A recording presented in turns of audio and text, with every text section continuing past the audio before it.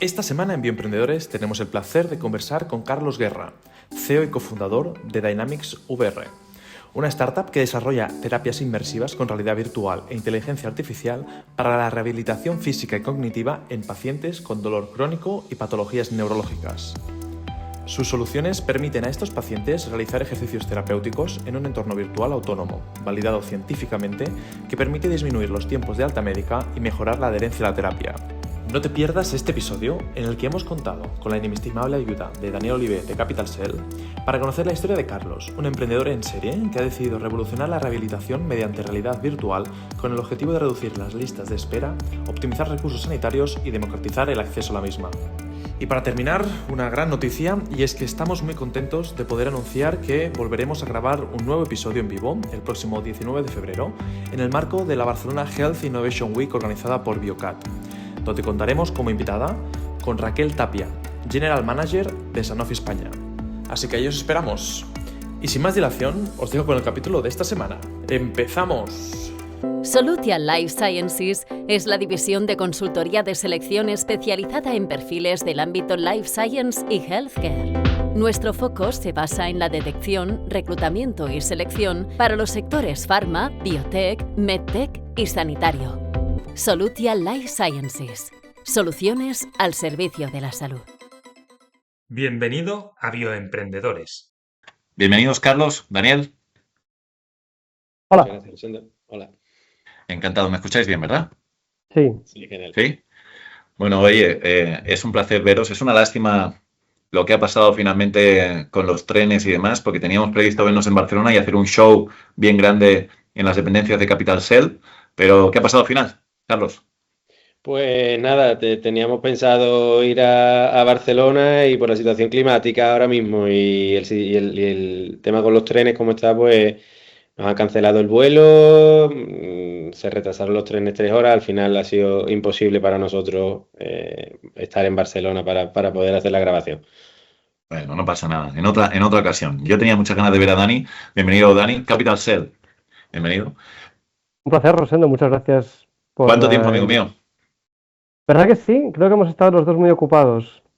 Sí, no puede ser. Estamos uno al lado del otro, hablamos el uno del otro un montón, pero, coño, no nos vemos.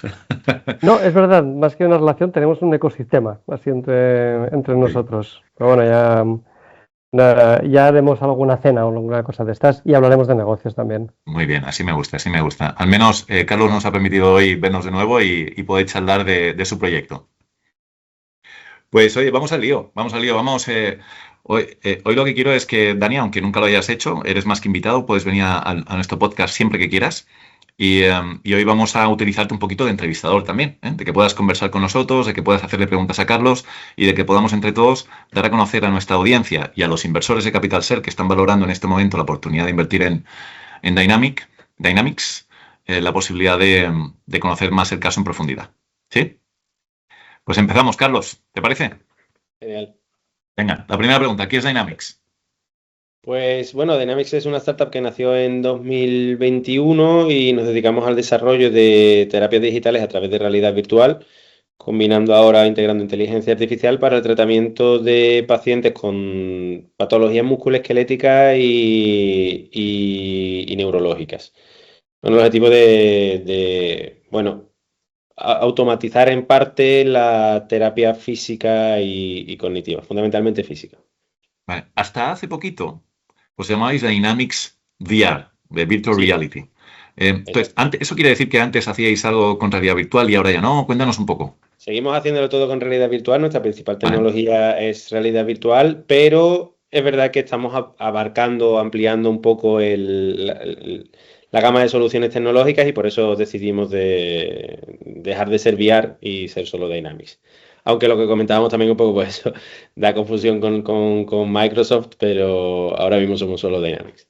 Claro, porque yo no sé si lo sabéis, pero nosotros trabajamos mucho con CRMs y con ERPs y para nuestros procesos de Business Development y utilizamos Dynamics de Microsoft para CRM y ahora le han cambiado el nombre, antes era Dynamics ERP, si no recuerdo mal, ahora utilizamos o Dynamics NAV, ahora utilizamos Business Central, pero en cualquier caso es un nombre, sí, muy conocido por Microsoft. Muy bien. Oye, terapias digitales, patología musculoesquelética, realidad virtual. tengo que hacerte la pregunta, porque por aquí han pasado varios emprendedores con tecnologías parecidas y me viene a la cabeza Diker, me viene a la cabeza InProfit AI. Entiendo que son dos compañías que conoces del ecosistema, ¿correcto? Sí, correcto. ¿Qué diferencias habría entre una compañía como Dynamics y estas dos que estoy mencionando, que han pasado ya por aquí? Bueno, fundamentalmente es el tema de la realidad virtual. Al final, la realidad virtual aporta mucho para el tipo de pacientes a los que vamos a tratar. Fundamentalmente empezamos con pacientes con patologías musculoesqueléticas o dolor crónico, y aquí el cambio de, o sea, lo que te permite la realidad virtual, esa inmersión que permite la realidad virtual, por ponerlo en palabras simples, engaña al cerebro, y entonces eso permite que la terapia sea más eficaz. Entonces todo lo que no sea inmersivo, pues limita un poco esa eficacia terapéutica que permite la realidad virtual, y es por eso que al principio nos decidimos un poco, con respecto a hilándolo con el naming, incluir esa parte de realidad virtual porque era lo que más nos identificaba, ¿no? Para aquellos Carlos, que... Sí, mira, dispara. me gustaría preguntarte una cosa sobre eso. Perdona. La realidad virtual tuvo su momento de hype, como lo ha tenido el blockchain, los NFTs, la AI, etcétera, etcétera. Vosotros, evidentemente, no pertenecéis a esa ola de hype donde se ponía realidad virtual en cualquier sitio, sino que ya con la tecnología, pues, y unas opciones clínicas, habéis elegido la realidad virtual. ¿En qué os parece? ¿Por qué esta elección de incluir la realidad virtual? ¿En qué evidencia clínica os habéis basado para ver que esto refuerza? El metaverso hizo mucho daño, el tema de la realidad virtual. Eh, Totalmente. A ver, nosotros antes de empezar con el tema de la realidad virtual, teníamos la idea principal era el hacer algo que pudiera mejorar la adherencia a la terapia y mejorar la experiencia del paciente, ¿no? Nosotros, tanto Fernando como yo, venimos desde el mundo de la rehabilitación física, y durante el COVID pues tuvimos mucho tiempo para pensar y estuvimos evaluando diferentes opciones. Nos decidimos por la realidad virtual, incluso antes de la parte esa de hype que hubo, porque se lleva investigando desde hace muchísimo tiempo. Ten en cuenta que los dispositivos, desde más grandes hasta ahora más pequeños, existen desde hace bastante tiempo, y desde el ámbito sobre todo de la terapia neurológica, se estudian desde el año 2008, si no me equivoco, 2009. Entonces había mucha evidencia clínica, pero poca aplicación práctica. Y todo se iba un poco encaminando a que esa inmersión tiene la capacidad de, como comentaba antes, un poco engañar al cerebro, y entonces eso permitía, y estaba ya demostrado clínicamente, unas ventajas clínicas que otro tipo de tecnología no tenía. Entonces la decisión fue un poco porque ya existía evidencia clínica. Ok, súper interesante. Me gustaría entender, para que la audiencia lo visualice, el producto del que estamos hablando, el producto que tienes en el kit o lo que sea que estáis ofreciendo a vuestros clientes. ¿Puedes explicar un poquito?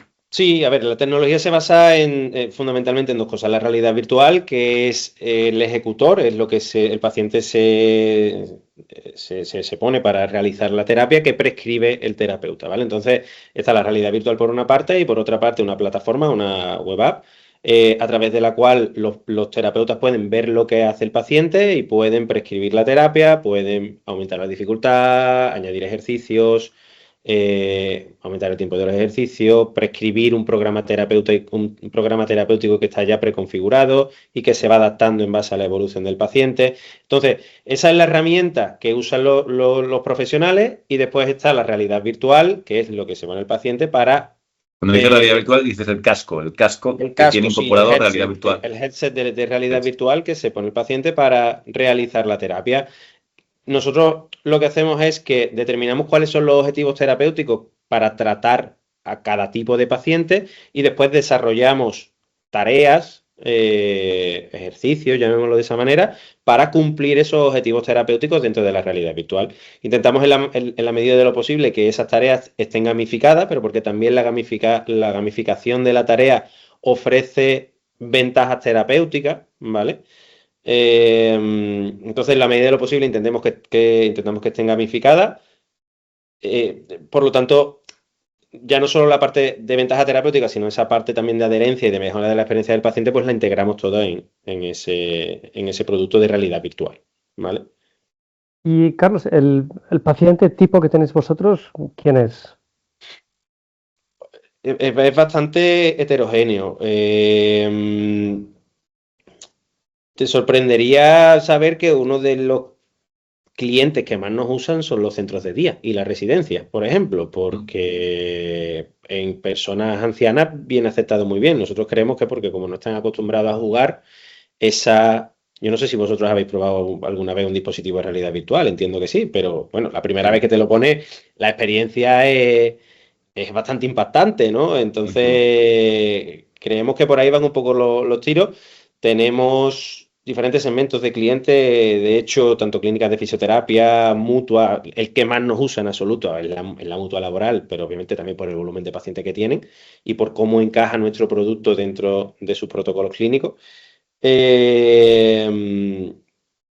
Pero si te diría qué tipo de paciente ahora mismo nos usa más, pues paciente o qué tipo de segmento, porque a nosotros no nos usa, o sea, bien ejecutado por el paciente, pero el que nos usa es un profesional, ¿no? Entonces te diría que son las mutuas para tratamiento de pacientes musculoesqueléticos o de pacientes con dolor crónico. Cuando hablamos de patología musculoesquelética, dolor crónico lo entendemos, pero patología musculoesquelética, concretamente, ¿qué patologías estamos hablando? ¿Cuáles son las más habituales que os encontráis?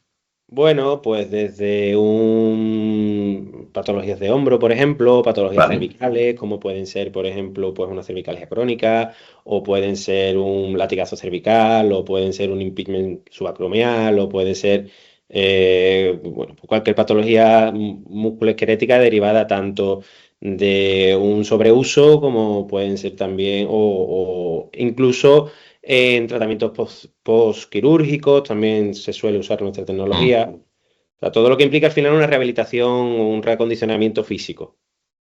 Y Carlos, si puedo preguntar, ¿qué es lo que estáis sustituyendo? Yo recuerdo los primeros proyectos hace un montón de años que metían tecnologías en el sector de la fisioterapia, estaban sustituyendo prácticamente a las hojas ciclostiladas que daban con los ejercicios recomendados. Y entiendo que vosotros ahora os encontráis que estáis... ¿A qué sustituís? ¿Sigue siendo esto, recomendaciones de Sí, ejercicios? sigue siendo esto, pero no vamos solo a sustituir esa parte, sino también a provocar una mejora en el proceso terapéutico. Es decir, si lo probásemos, si hubiera aquí un paciente y lo pudiéramos probar con él, veríais directamente la mejora. Es decir, al final la ciencia entiende al paciente como un sistema biopsicosocial, ¿vale? Y la realidad virtual lo que hace es ataca directamente a muchos factores que están relacionados con la parte psicosocial asociada al, vamos a llamarlo, dolor, ¿vale? Entonces, esto lo que hace, al final, es el dolor, el cerebro lo usa como un mecanismo de protección, ¿no? Y en muchos casos es mucho más elevado, o sea, produce mucho más dolor para protegerte más, porque al final te protege contra lo que él cree que puede ser un riesgo, ¿vale? Pero es siempre, al final, un mecanismo que es subjetivo. Entonces, con la realidad virtual, y ese mecanismo subjetivo está asociado a muchas áreas del cerebro, por ejemplo, la memoria, supongamos, ¿no? Entonces, si yo cambio el contexto en el que tu cerebro percibe el movimiento, o incluso tu propio cuerpo, ya hay mucha demostración clínica de que en procesos de dolor crónico, por ejemplo, hay áreas somatosensoriales que están modificadas. Tú percibes tu cuerpo diferente de cómo realmente tu cuerpo es. Entonces, con la realidad virtual podemos cambiar eso. Cambiamos tanto el cuerpo a través de un cuerpo digital y el ambiente en el que tu cerebro se desenvuelve, lo podemos cambiar también para que sea menos amenazador. Entonces, esto nos permite al final una mejora porque lo que estamos haciendo es, evidentemente, engañar al cerebro. Entonces, os pongo un ejemplo muy claro. Tú, como un fisioterapeuta, tú le haces una prueba de rango de movimiento a un paciente, ¿no? Por ejemplo, un paciente con ya no se suele llamar hombro congelado, pero bueno, para que nos entendamos todos, un hombro congelado, ¿no? Y el paciente, pues lo ves que llega hasta 90 grados. Cuando le pones la realidad virtual, ves que el paciente se mueve con mucha más libertad, porque ese cambio en el propio cuerpo, en la percepción del propio cuerpo y en la percepción del ambiente, permite que el rango de movimiento sea superior porque no produce dolor en el mismo rango de movimiento en el que lo producía antes. Eso es sorprendente. ¿Vale? Entonces, esto al final el permitir que el paciente se mueva con mucha más libertad y con menos dolor, lo que hace es acortar los tiempos de la terapia. Porque la fisioterapia, de hecho, siempre se ha visto desde un punto de vista biológico. Es decir, tengo esto roto, hago una ecografía, veo, o sea, me duele aquí, veo con una ecografía si hay algún tejido roto e intento ir a ajustar ese tejido, ¿no? La realidad científica ya nos dice que esto no es así. De hecho, muchas veces, sobre todo, esto pasaba mucho con patologías lumbares, ¿no? Te duele la espalda, tienes una hernia. Esto ya está demostrado que no es así, para nada. Y que hay muchos factores psicosociales que contribuyen al desarrollo del dolor. De hecho, por ejemplo, no sé, si a tu madre le duele la espalda, tú vas a tener mucha más probabilidad de que te duela la espalda, por ponerte un ejemplo, ¿no? ¿Así? Sí, sí. O sea, y de hecho también hay mucha, esto con respecto a la producción del dolor y con respecto a el tratamiento del dolor. Hay muchos estudios clínicos en los que cogen dos grupos de pacientes separados. A un grupo le hacen una intervención quirúrgica real y al otro grupo no. Le hacen solo una incisión y le dicen que les han operado. Y la disminución del dolor es equivalente en los dos grupos. Entonces, Wow. eh, bueno, que el So- dolor es mucho más complejo que creernos que tengo algo roto y entonces como tengo algo roto, pues voy a tratar el tejido. Y ya nos hemos dado cuenta de que realmente lo que hay es pues, que intervenir en todas las áreas, o en base obviamente a qué tipo de paciente tienes delante, hay que intervenir en las áreas en las que influyen más en esa producción de dolor. Oye, súper interesante, pero se entiende perfectamente, o yo puedo llegar a entender y a creerme, que el hecho de utilizar realidad virtual y estar en un entorno diferente al real te hace pues incrementar esa amplitud de movimientos, tener esa reducción de sensibilidad al dolor o tener una reducción al dolor en general. Pero es duradero. Una vez le quito el casco de realidad virtual y tengo mi día a día, ¿esto es duradero, esta reducción del dolor, esta amplitud de movimientos? Sí. De hecho, nosotros, por ejemplo, ahora estamos publicando un estudio científico que hemos hecho de la integración de nuestra tecnología en un proceso clínico de una mutua laboral y lo que la diferencia que hemos visto es en una reducción del tiempo de alta de alrededor de un 35%, que es un dato Wow, súper alto, significativo. muy Ujú. significativo. Entonces, claro, lo que vemos realmente es que esa disminución de esos factores psicosociales asociados al dolor permite que el paciente se mueva antes. De hecho, la correlación clínica es con disminución de kinesiofobia, que es el factor que más disminuye la realidad virtual, es decir, disminuye ese miedo asociado al dolor, ese miedo asociado al movimiento, ¿vale? Y aumenta la fuerza bueno, nosotros también lo que hacemos es, dentro de la realidad virtual, tenemos objetivos terapéuticos que lo que hacen es mejorar el rango de movimiento. Entonces, si tú puedes moverte más libremente desde el principio, se presupone que vas a aumentar la fuerza en rangos de movimiento más amplios. Entonces, esto al final lo que permite es aumentar la fuerza en esos rangos de movimiento y por lo tanto, digamos que no es solo la disminución del dolor, sino la mejora de la funcionalidad en este tipo de pacientes. ¿Vale? Vale, Carlos, sería justo, perdón, Rosendo, sería justo decir entonces que lo que estáis haciendo vosotros es algo así como entrenar al cerebro a gestionar el dolor y con esto ayudáis a que recupere movimiento, etcétera. Simbionte es la agencia formada por un equipo de científicos especializados en canales digitales. Con nuestro servicio de marketing de contenidos, ayudamos a empresas de biotecnología y salud a llegar a sus potenciales clientes, a colaboradores y a inversores. Exactamente. De hecho, hay cosas que estamos integrando ahora, lo que pasa es que esto todavía clínicamente no lo tenemos probado, pero bueno, al final la ciencia va después de la aplicación clínica en muchos casos, sobre todo en la fisioterapia, y lo que nos damos cuenta es que cuando, por ejemplo, tú haces lo que os he comentado, ¿no? Tú le enseñas al paciente cuánto se puede llegar a mover en un test de rango de movimiento, supongamos, y después le haces un vídeo durante la terapia que está haciendo con realidad virtual. Entonces, en el vídeo se ve el paciente se ve a sí mismo moviéndose mucho más. Eso disminuye el nivel de amenaza percibido por el cerebro y la hipótesis es que esto hace que el paciente se recupere todavía más rápido, porque lo que estamos haciendo es exactamente lo que tú has dicho, Dani. Entrenar a ese cerebro para que deje de tener esto sobre todo es muy evidente en pacientes con dolor crónico, ¿eh? Entrenar al cerebro a hacer que sobreproteja Ahí el cerebro está sobreutilizando el mecanismo del dolor para evitar daño. Y se entrena al cerebro a tranquilizarse un poco, digamos. Exactamente, sí, digámoslo así. Qué bueno, qué bueno. Entonces, yo me he quedado con la cifra de la reducción del 35% que has dicho en tu estudio, en vuestro estudio clínico, vuestro estudio científico. Me gustaría entender un poquito más contra qué comparabais. Si comparabais contra el Standard of Care, estas hojas de rehabilitación que antes comentaba Dani, o ya comparabais contra otras tecnologías de telerehabilitación. No lo comparábamos contra otras tecnologías de telerehabilitación, lo comparábamos con el usual care que tenía la mutua, que integraban otro tipo de terapias. No era solo no era solo terapia pasiva, o también ellos tenían integrada terapia activa y de otro tipo de tecnología. Ahora mismo no te sé poner en pie, no recuerdo bien cuál era el proceso específicamente, pero sé que tenían, bueno, típico infrarrojos, creo que tenían ondas de choque, tenían diferentes tipos de tecnología. Su estándar of care. Pero esto es muy relevante, porque estamos hablando de que reduces un tercio el alta y reduces un tercio el coste, con lo cual la mutua me imagino que estará muy contenta con este resultado. Está muy contenta, está contentísima. De hecho, bueno, pues el cliente más grande que tenemos a día de hoy, y ahora estamos intentando ampliar con otras mutuas.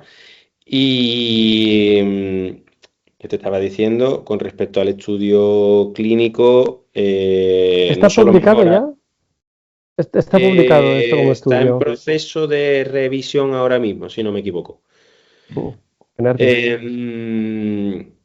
Entonces, bueno, el reduce el 35%, mejora la fuerza, o sea, mejora, no es solo esa parte de reducción del tiempo de terapia, sino que mejora la fuerza, mejora la experiencia del paciente. Entonces, bueno, son resultados bastante prometedores, cuanto menos. Me interesa saber entonces un poco la dimensión de mercado. ¿Sí? Me puedo hacer una idea de que la patología musculoesquelética afecta a muchísima gente y el dolor crónico también, pero cuando vosotros lo dimensionáis para una ronda de ampliación de capital como la que podemos tener en Capital Cell, ¿cómo dimensionáis el mercado? ¿A qué os dirigís? Con respecto al número ¿Te refieres con respecto al número de clientes o mercado total o como...? En euros. A mí me gusta el mercado en euros, pero puede ser en pacientes, en clientes tipo mutua, en lo que tú quieras. ¿Cómo lo hayáis dimensionado vosotros? Bueno, a ver, realmente ahora mismo nosotros nos dedicamos o estamos enfocados solo en el mercado español, lo dimensionamos en potencial de mercado real con respecto a los segmentos de clientes a los que vamos. Realmente nosotros a día de hoy vendemos y nos estamos concentrando en dos segmentos de mercado muy específicos que son las clínicas de fisioterapia y las mutuas laborales, ¿vale? Entonces, con respecto a clínicas de fisioterapia, hay alrededor de unas 5.000 clínicas de fisioterapia en España. Que además, de hecho, están bastante acostumbradas a comprar tecnología con un ticket medio elevado de entre 5 y 20.000 euros que les permitan mejorar esa eficacia terapéutica. Por una parte, mejorar la eficacia terapéutica y por otra, posicionarse con respecto a sus competidores como clínicas más punteras, digámoslo de esa manera. Y después tenemos otro segmento que es completamente diferente, que es el de las mutuas laborales, que aquí el objetivo es la disminución del tiempo de tratamiento. Aquí lo que quieren las mutuas realmente es que el paciente se rehabilite en menos tiempo para que les produzca un ahorro. Con respecto a estos mutuas laborales, hay alrededor de unas 15 en España. Y el objetivo es, específicamente en 2026 tenemos un objetivo de penetración de llegar a unas 4 mutuas laborales.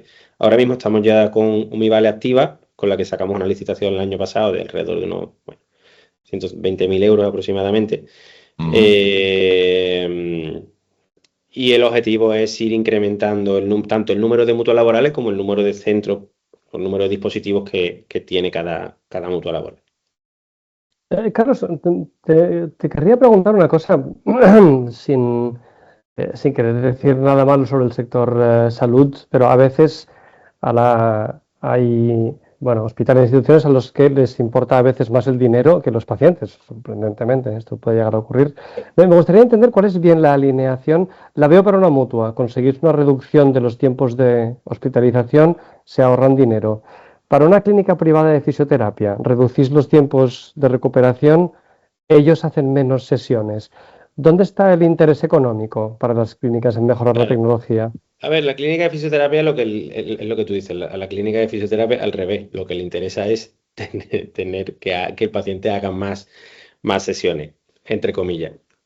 Sí, pero realmente la clínica de fisioterapia lo que quiere son tecnologías que le permitan mejorar la eficacia terapéutica, que el paciente tenga una buena experiencia dentro de la clínica y que realmente después venga recomendado, ese paciente recomiende a su entorno a esa clínica de fisioterapia. Por lo tanto, también le interesa tecnologías que, lo que estábamos diciendo, que mejoren esa experiencia y que posicionen a la clínica como un referente de rehabilitación o de fisioterapia en el entorno de sus pacientes. Entonces, por ahí van un poco los tiros con respecto al tema de las clínicas de fisioterapia.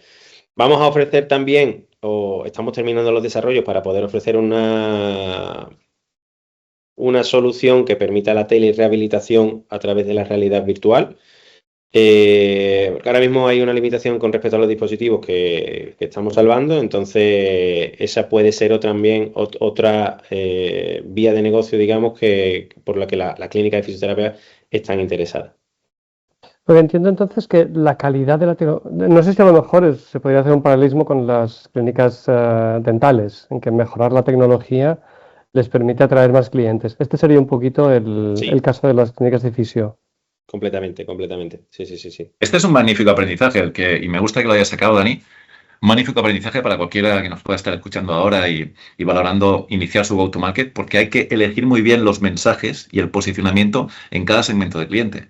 Fíjate que en el caso de las mutuas estamos diciendo que el posicionamiento es reducir el tiempo de la terapia y, por tanto, a la mutua le voy a enseñar ese estudio científico que vas a publicar de reducción de un 35% del tiempo. Sin embargo, a la clínica de fisioterapia ese estudio lo voy a guardar.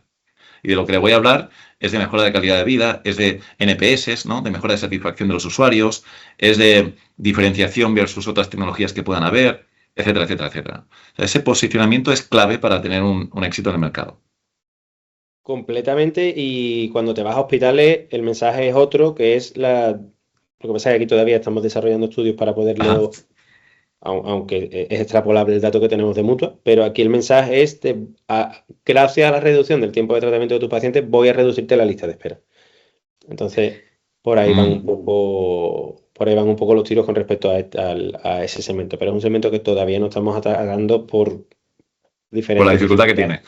Por diferentes dificultades que tiene, efectivamente. Muy bien, muy bien. Pues vamos a modelo de negocio y a go-to-market, ya que estamos hablando de mercado, ¿no? Me gustaría entender un poquito cómo ganáis dinero en este momento en la compañía. Me refiero no solamente a cómo llegáis al mercado, que esto lo hablaremos luego, sino que cómo ganáis dinero. ¿Qué vendéis? ¿El casco? ¿Vendéis el software?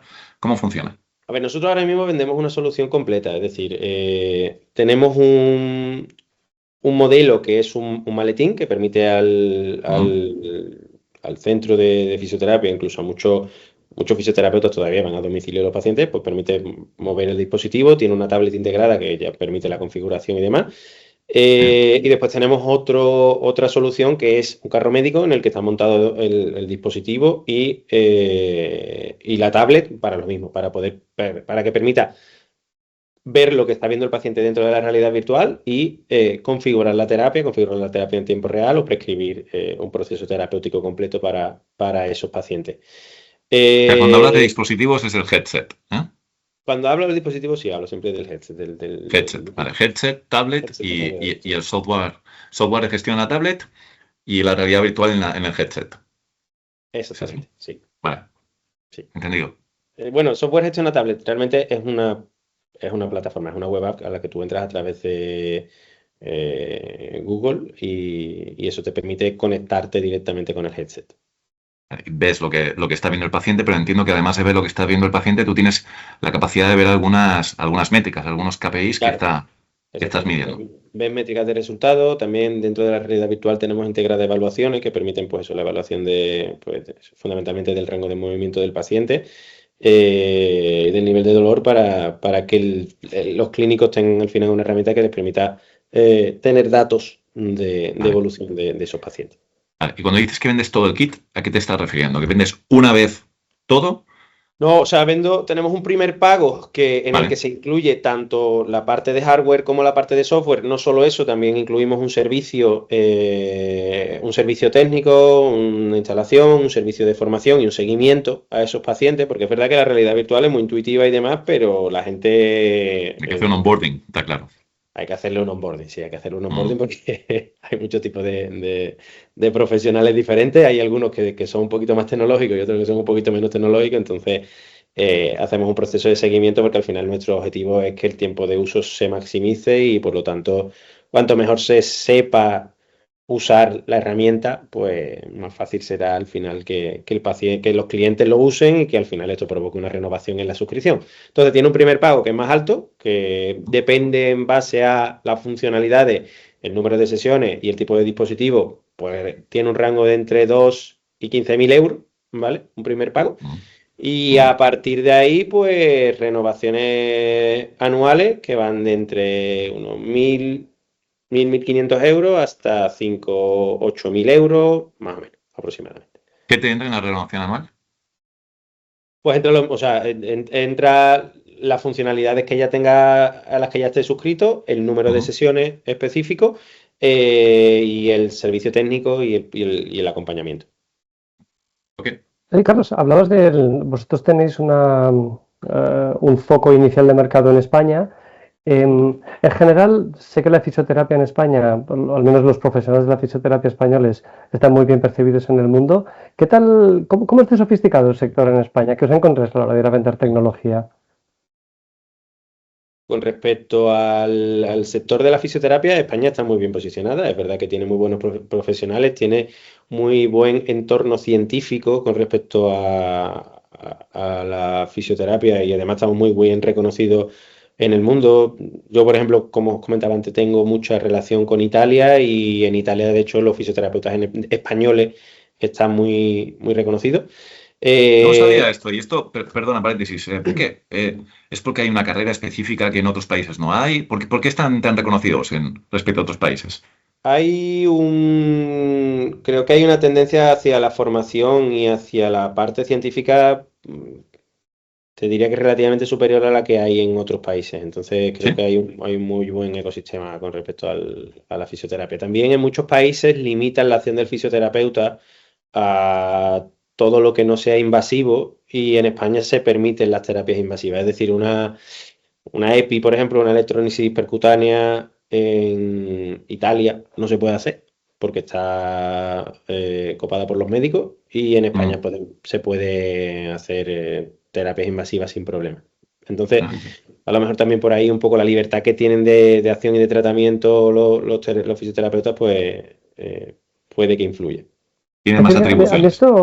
¿A ti te sorprende, Rosendo? Yo creo que aquí en general somos un país que nos lo creemos poco, pero esto mismo se aplica en España, creo que también a la enfermería, a los cirujanos. Tenemos muy buena profesión médica en España, así en general.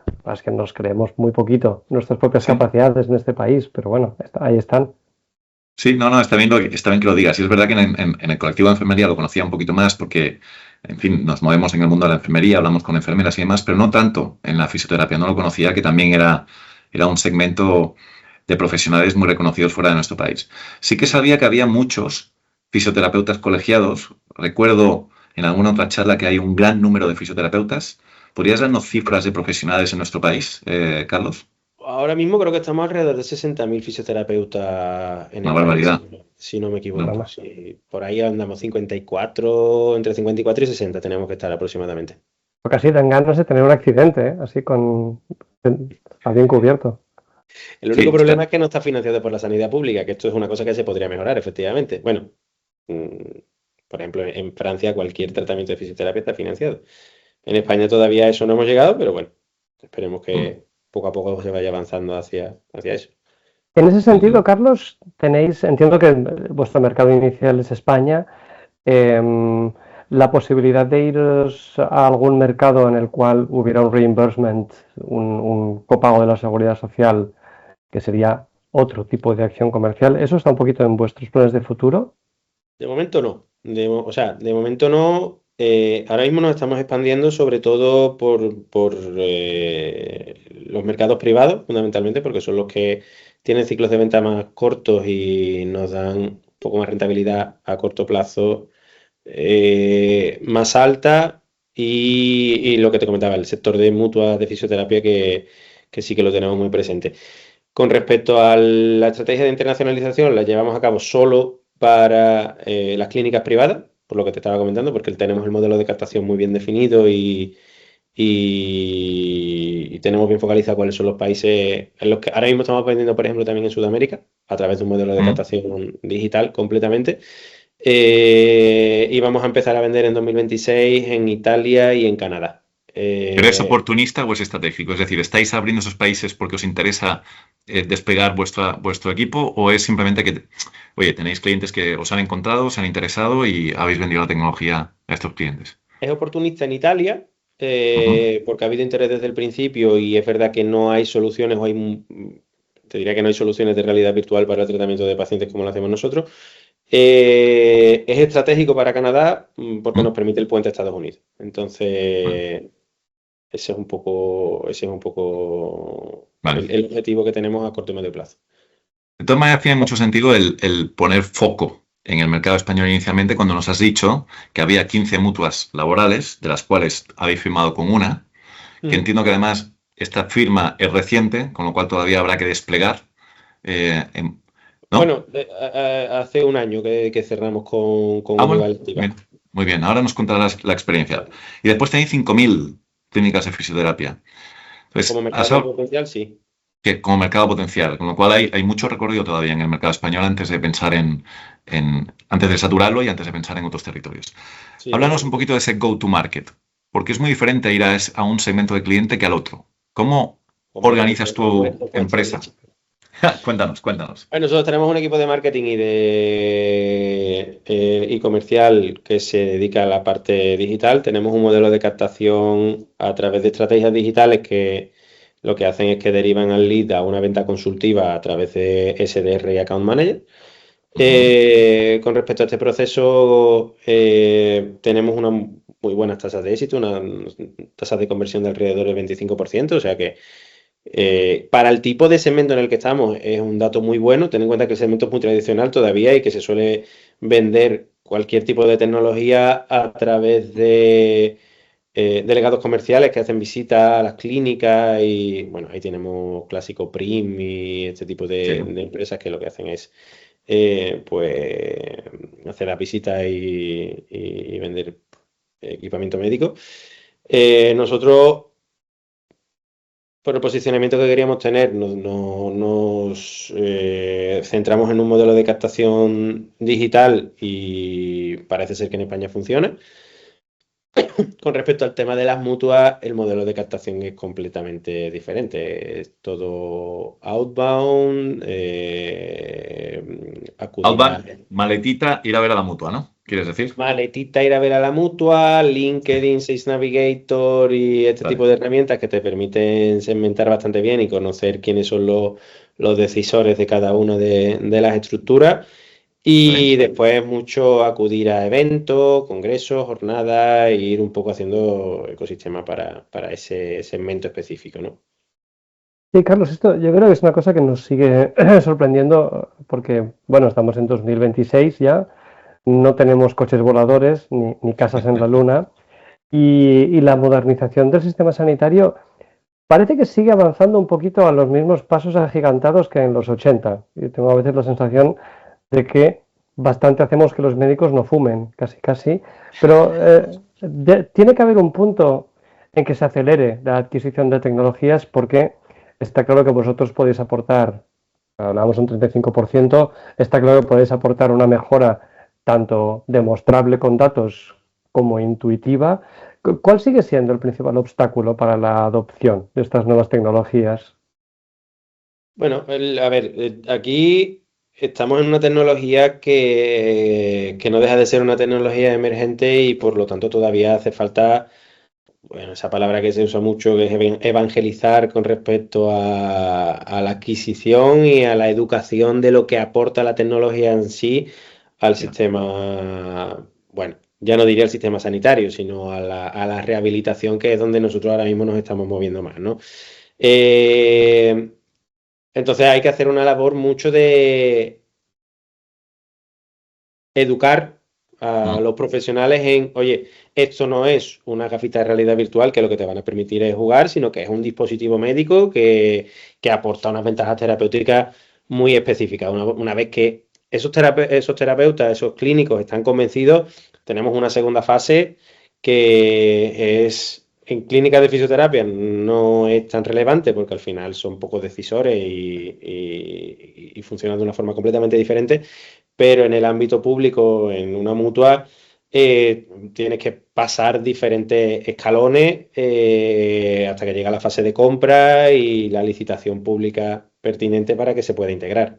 Entonces, todavía uno de los principales obstáculos con respecto a la adquisición de esta tecnología, bajo mi punto de vista, es la educación de los profesionales que todavía no saben lo que puede aportar la tecnología en sí.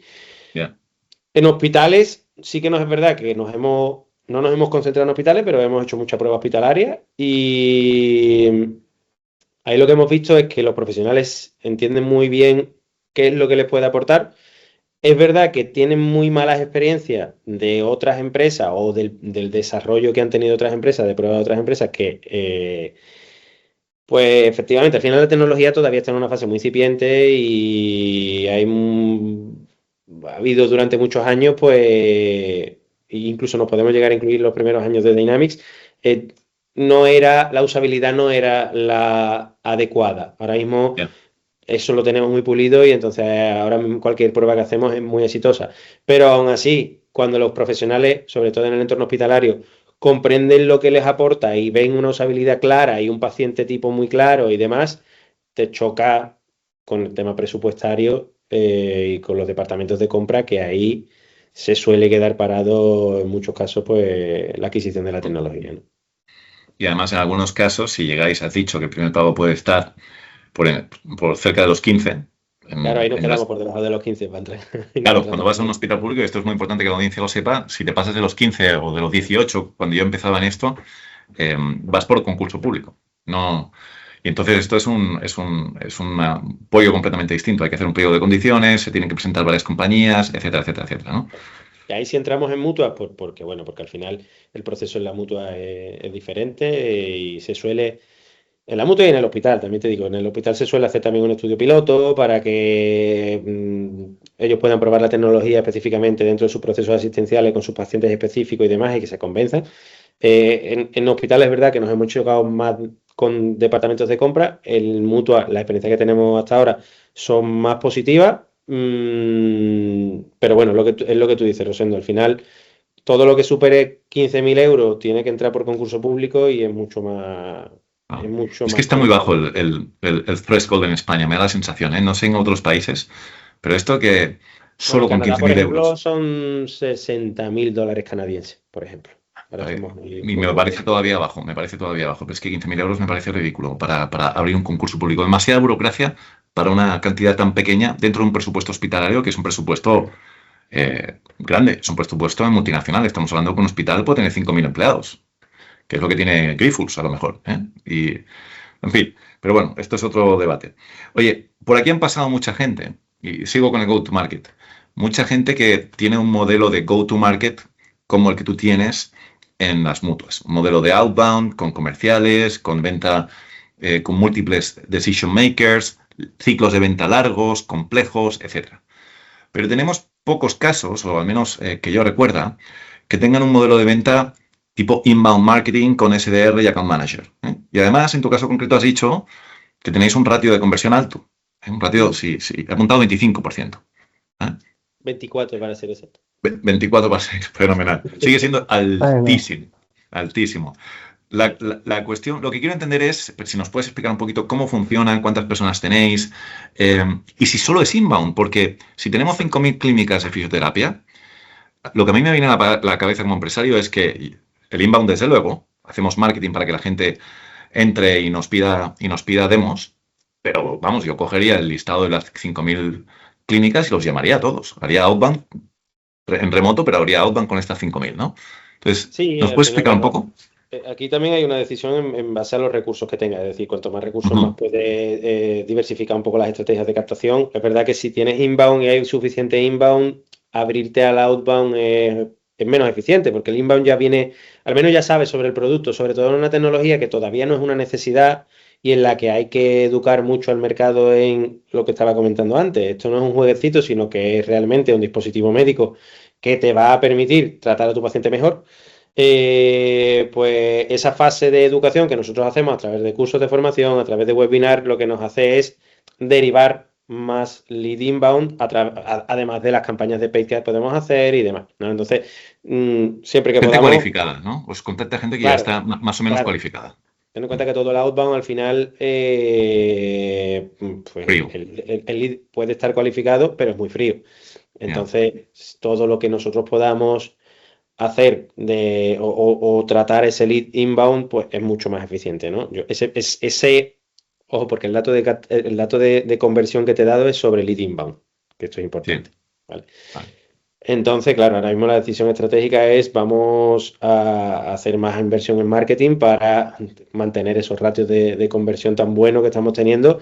Y es verdad que es lo que tú comentabas también al principio, ¿no? En el sector de la salud es complicado encontrar un modelo de venta como el que tenemos nosotros, porque Mucho. pues, también la mayoría de las empresas se dedican sobre todo a venta hospitalaria, pero porque al final es donde hay mucho jugo. Si consigues ser eficiente y tener presupuesto y que los hospitales tengan presupuesto para lo que tú les estás vendiendo, presupuestos altos y que cada ticket de hospital pueda ser un buen ticket, pues claro, ahí ese segmento tiene sentido.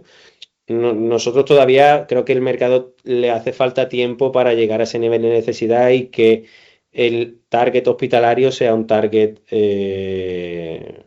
realmente eficiente, porque lo que nosotros ahora mismo nos damos cuenta es que el ticket que yo le puedo vender a un hospital siendo muy optimista, 8 o 10 meses, no es un ticket de más de 15.000 euros, que es lo que Ya. le vendo a 3 clínicas de fisioterapia en una semana, porque es que realmente es que el ciclo de ventas de una clínica de fisioterapia es una semana. Entonces, claro, no No me hay color. interesa.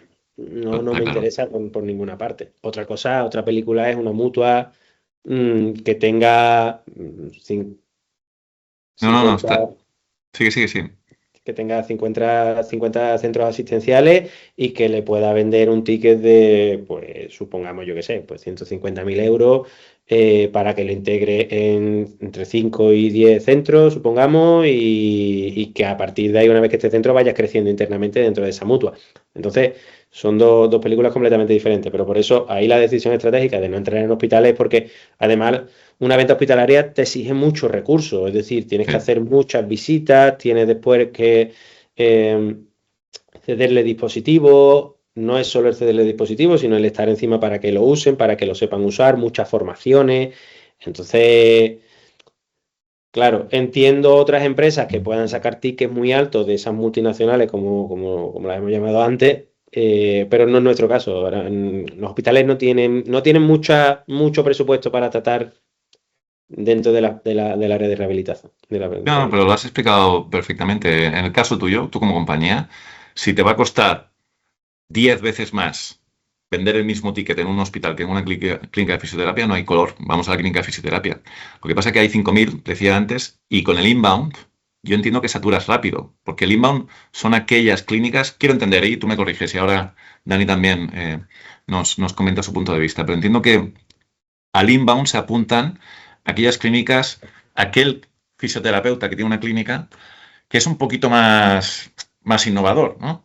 Y los innovadores al final son un 2% del total población. Entonces, hay otro 98% que nos dejamos, que no nos están contactando directamente y que tenemos que llegar a contactar con ellos en algún momento y decirles, hey, aquí estamos, esto es lo que Claro, hay, tenemos. hay varias cosas. Lo que pasa es que nosotros no, de momento no lo estamos aplicando oye, hola, soy Dynamics y te quiero vender. Lo que estamos haciendo con respecto al outbound es, hola, soy Dynamics, vendemos realidad virtual, apúntate a este curso de formación para que conozcan más sobre la realidad virtual, ¿sabes? Entonces, derivamos esos leads un poco Muy bueno. a esa parte de educación que creemos que le hace falta todavía al mercado, que lo que hace falta es tiempo para que conozcan la tecnología y las bondades que puede aportar.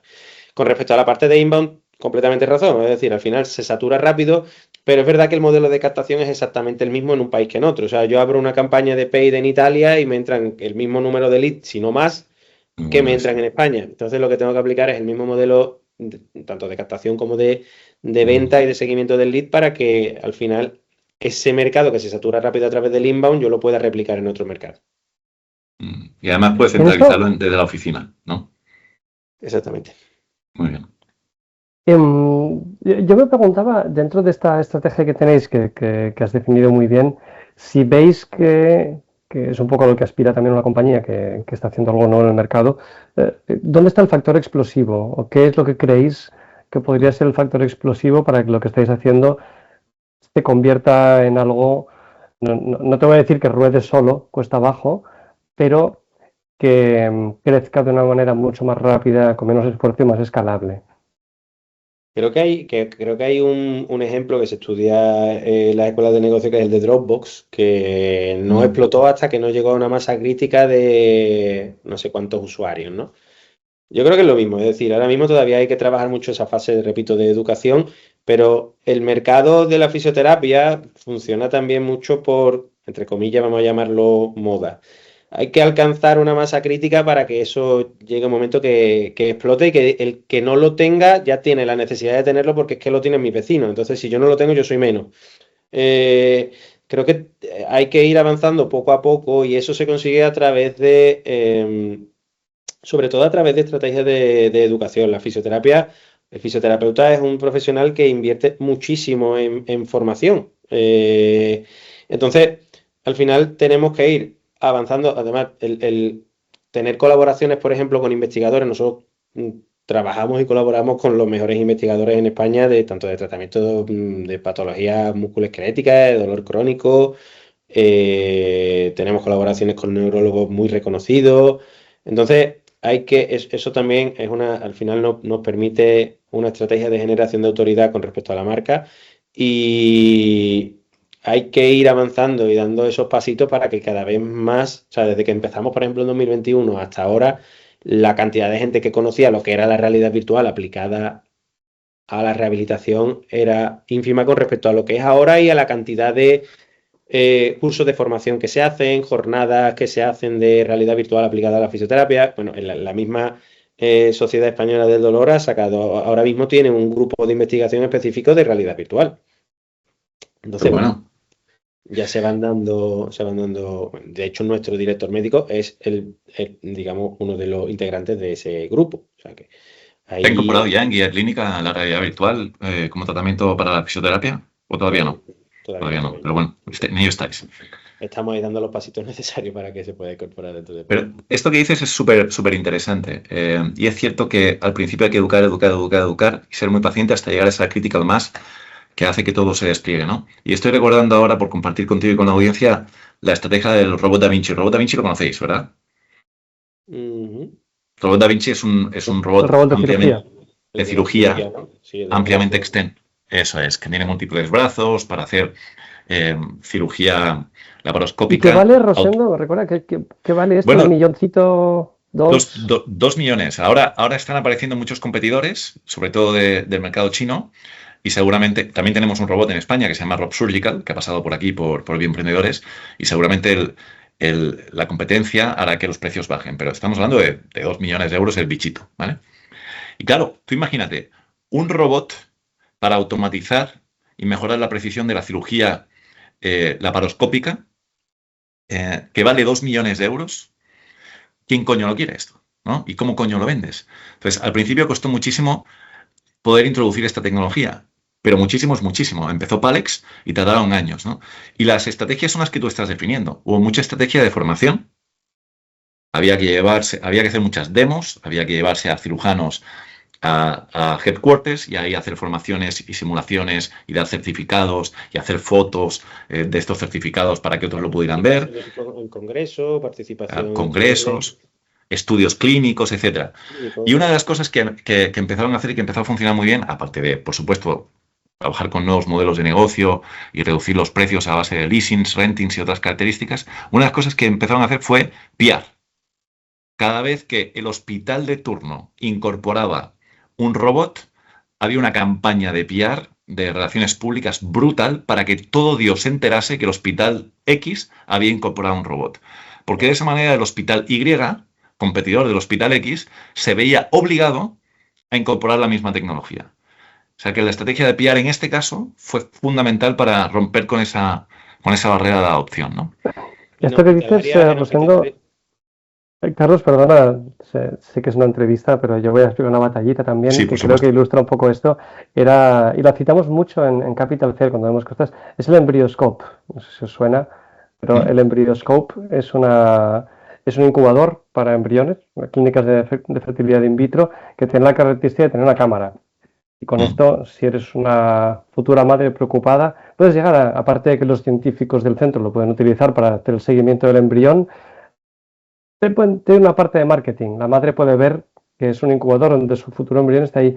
Bueno, le enseñó mucho esto a los chicos en Capital Fair cuando analizamos un nuevo producto. Si tú buscas Embryoscope en Google, el primer resultado que sale no es la web de Embryoscope, es la web de una de las clínicas que lo tiene, porque se ha convertido en una bandera de marketing de esta clínica y ha hecho que efectivamente, no sé cuántos años tardaron, pero todas las clínicas tienen que tenerlo porque la gente les pregunta si lo tienen, si no. Es un poco el mismo caso, digamos. ¿Tú crees, Carlos, que este momento para la realidad virtual puede llegar específicamente para la realidad virtual en fisio? Pues yo creo que la realidad virtual, lo que estábamos comentando antes, tuvo un hype muy alto y se va, al menos como la conocemos a día de hoy. Yo no sé ahora con las gafas, las Meta Ray-Ban estas que están sacando ahora y tal, cómo va a ir evolucionando. Pero lo que nosotros trabajamos al final, que es la parte más inmersiva por las ventajas terapéuticas que tiene, se va a quedar a nivel de nicho. Yo creo que la parte de salud va a tener mucha cabida. De hecho, cada vez vamos viendo más para entrenamiento de cirujanos, se va incluyendo ya en muchas universidades para formación de los diferentes tipos de clínicos como tratamiento. Entonces, yo creo que ahora mismo estamos viviendo un periodo bastante bueno con respecto a la integración de la tecnología. También ayuda obviamente que se va conociendo cada vez más. Al final, antes de la realidad virtual nadie tenía... Vamos, yo de hecho, cuando abrimos, o sea, en 2021, cuando empezamos a analizar los diferentes tipos de tecnología y demás, yo no había probado en mi vida un dispositivo de realidad virtual. Yo creo que ya a día de hoy, no digo el 100%, pero bueno, que una gran mayoría de personas han probado un dispositivo de realidad virtual porque a lo mejor algún amigo lo tiene en su casa, porque lo que sea, ¿no? Entonces, eso también, quieras que no, pues ayuda. Yo creo que dentro del entorno de la salud es una tecnología que puede aportar mucho, y ahora mismo, sobre todo la parte de fisioterapia, está creciendo mucho, y vemos lo que te comentaba, cada vez más universidades que forman cursos de formación para sus estudiantes con respecto a la realidad virtual, más jornadas de inteligencia artificial y realidad virtual, se ve cada vez más en congresos. Entonces está teniendo ya un poco ese desarrollo que nos ha costado años llegar, y que se vaya conociendo cada vez más. Entonces creemos que al final continuar por este camino hasta llegar a esa masa crítica que permita que esto explosione, pues creemos que ese es el camino. Yo creo que a nivel de salud, todo lo que he visto que antes o después ha acabado un poco produciendo un cambio, ha empezado mucho por la parte de educación, ¿no? Totalmente. Por aquí también ha pasado, y me estaba acordando ahora de XR Health o XR Health, I don't know, la antigua Amelia.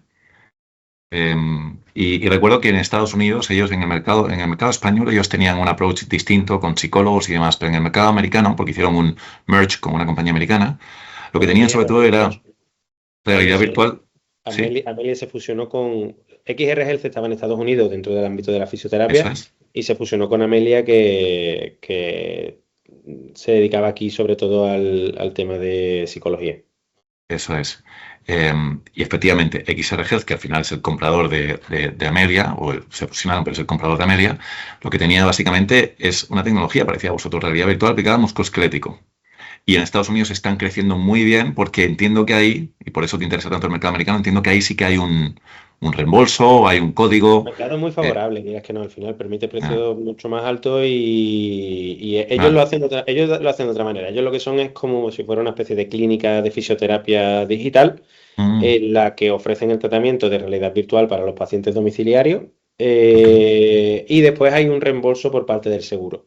¿Qué es lo que pasa? Que aquí ese es el modelo que aquí se usa, por ejemplo, que pueden usar pues un track o sí, bueno, este tipo de empresas de rehabilitación a través de software de teléfono que permiten al final quitarte ese gasto derivado del dispositivo, por lo tanto es mucho más escalable en ese sentido y permite el tratamiento de los seguros que existen aquí para los pacientes de esos seguros. En Estados Unidos los seguros permiten un reembolso mucho más alto y entonces esta tecnología pues efectivamente está teniendo mucho desarrollo en ese tipo de sistemas sanitarios fundamentalmente. Ellos vendían, si no recuerdo mal, vendían en Australia, en Estados Unidos y en Israel y lo que han hecho es ir fusionándose o comprando diferentes compañías para ir abarcando más países. Recuerdo una conversación con el fundador de Amelia, que pasó por aquí, que él tenía la visión de futuro de que al hospital, no tanto a la clínica de fisioterapia, sino al hospital, que entiendo que era el target al que se dirigían ellos, le iba a costar tener herramientas digitales para cada uno de los verticales y que en algún momento iba a haber algún gran aglutinador de todas estas tecnologías digitales en los hospitales y que ese sería el gran ganador. Y ellos apostaban un poquito por ser ese aglutinador de tecnologías y de herramientas para el hospital, ¿no? Donde tú pudieras elegir luego la que más te interesa en función de cada departamento. No sé si compartes la visión o si crees que va a ser más verticalizado todo. Yo creo que sí, con respecto a tecnologías digitales, yo creo que va a ir por ahí el tiro. Al final, para todo es mucho más fácil tener un único interlocutor y para los hospitales, al final, creo que estoy de acuerdo y estoy de acuerdo también con la estrategia que está haciendo XR Health. Me refiero que al final desarrollarlo todo internamente es muy complicado, entonces irte fusionando o comprando diferentes tipos de tecnologías que permitan al final llegar aquí al mercado hospitalario con el posicionamiento de soy un único proveedor de soluciones digitales, pues tiene sentido. Sí, yo creo que tiene mucho sentido. Nosotros ahora mismo lo que estamos haciendo también desde el ámbito del desarrollo es un poco diversificando en productos y yendo a otro tipo de patologías que puedan permitir, pues eso, el desarrollo de diferentes verticales de negocio. Cubrir los gaps que ahora mismo están mal cubiertos. Y ahí quería entender un poco la propiedad intelectual, qué es lo que es propietario vuestro. Y sobre todo, cómo protegéis eso que es propietario vuestro. ¿Hay patentes detrás? ¿Hay secretos industriales? ¿Qué es lo que hacéis vosotros exactamente, propietario? Bueno, pues sabes que entiendo que no es el headset, por ejemplo, por ir a un... El headset es un estándar de mercado que incorporáis. Sí, Vale. Exacto, sí. No, a ver, sabes que el software es muy complicado de patentar. En Europa. Nosotros esa parte de protección de la propiedad intelectual vamos a través de copyright y secreto industrial. Entonces sí, bueno, esas es un poco las posibilidades que nos abarcan a día de hoy. Con el hándicap que esto conlleva, al final el tener poca posibilidad de patentar el software, lo que nos obliga es a un desarrollo, digamos, de mercado mucho más, nos obliga a un desarrollo de mercado mucho más rápido y a ofrecer una propuesta de valor específica para un tipo de mercado como modelo de protección, no solo como modelo de crecimiento. Claro. Perdón, aquí lo que vosotros tenéis que tener evidentemente es algo que sea único, que esto puede ser desde el valor comercial, el seguimiento postventa, el conocimiento clínico. ¿Tú qué dirías que es lo que patentes aparte os hace únicos? Bueno, a nivel tecnológico, tengo que decir que no es la combinación que tenemos a día de hoy de esa web para profesionales que permite la recolección de datos, que permite la modificación de la terapia en tiempo real, esa parte también o funcionalidades de un proceso terapéutico que se adapta a la evolución del paciente, a ese producto específicamente. Estamos ahora en una fase de integración de inteligencia artificial que permita esa personalización todavía más específica, digamos, de la terapia a esa evolución del paciente. Creo que, obviamente, siendo una empresa tecnológica, la ventaja competitiva no va a estar nunca o esa protección no va a estar nunca en el desarrollo comercial, sino en las funcionalidades específicas y en el acompañamiento que nosotros podamos dar que otras empresas no puedan dar, ¿no? Con respecto a la parte tecnológica, tengo que decir que tanto la usabilidad como las funcionalidades, como ya comentaba, específicas que tenemos nosotros, como la posibilidad también de personalizar la terapia tanto en tiempo real como a través de estos procesos terapéuticos que se adaptan a la evolución del paciente, eso no hay casi ninguna compañía que a día de hoy lo tenga. O sea, vosotros estáis siendo toda esta tarea de evangelización, etcétera, etcétera, os está situando en que sois de hecho la gente que está metiendo a un montón de profesionales de fisioterapia en este tipo de terapias por primera vez, ¿no? Tenéis un poco ese papel. Sin lugar a dudas. O sea, ahora mismo, realmente dentro del ámbito de la fisioterapia, aunque, por ejemplo, Amelia se haya fusionado con XR Health, a España ahora mismo no le están dedicando ninguna atención dentro del ámbito de la fisioterapia. Nosotros te diría que ahora mismo en España somos una de las poquísimas empresas que proporcionan este tipo de soluciones. Los padrinos de la terapia de realidad virtual un poco en Completamente fisioterapia. con las cosas buenas que eso conlleva y las cosas malas, que al final hace falta mucho tiempo y mucho capital para poder evangelizar, pero por otra parte tiene la ventaja de que estás el primero en el mercado y bueno, eres un poco tú el que tiene la mayor posibilidad, digamos. Ya. Lo que ¿Dónde está claro es estáis? que para el que venga después puede ser más fácil compraros que desplazaros, ¿no? Esto Ah, a los inversores les puede interesar esto. Sin lugar a dudas. mm. Sí, sí. Y España es un mercado donde tenéis que hacerlo fuerte para que quien quiera entrar también por un tema territorial también nos pueda, ya no solamente tecnológico, sino territorial, también nos pueda considerar como una asset para adquirir. ¿Esa es tu estrategia de futuro? ¿Es poder hacer una compañía que sea adquirible, que sea vendible o no? ¿O es una compañía que prefieres que Sí. crezca standalone?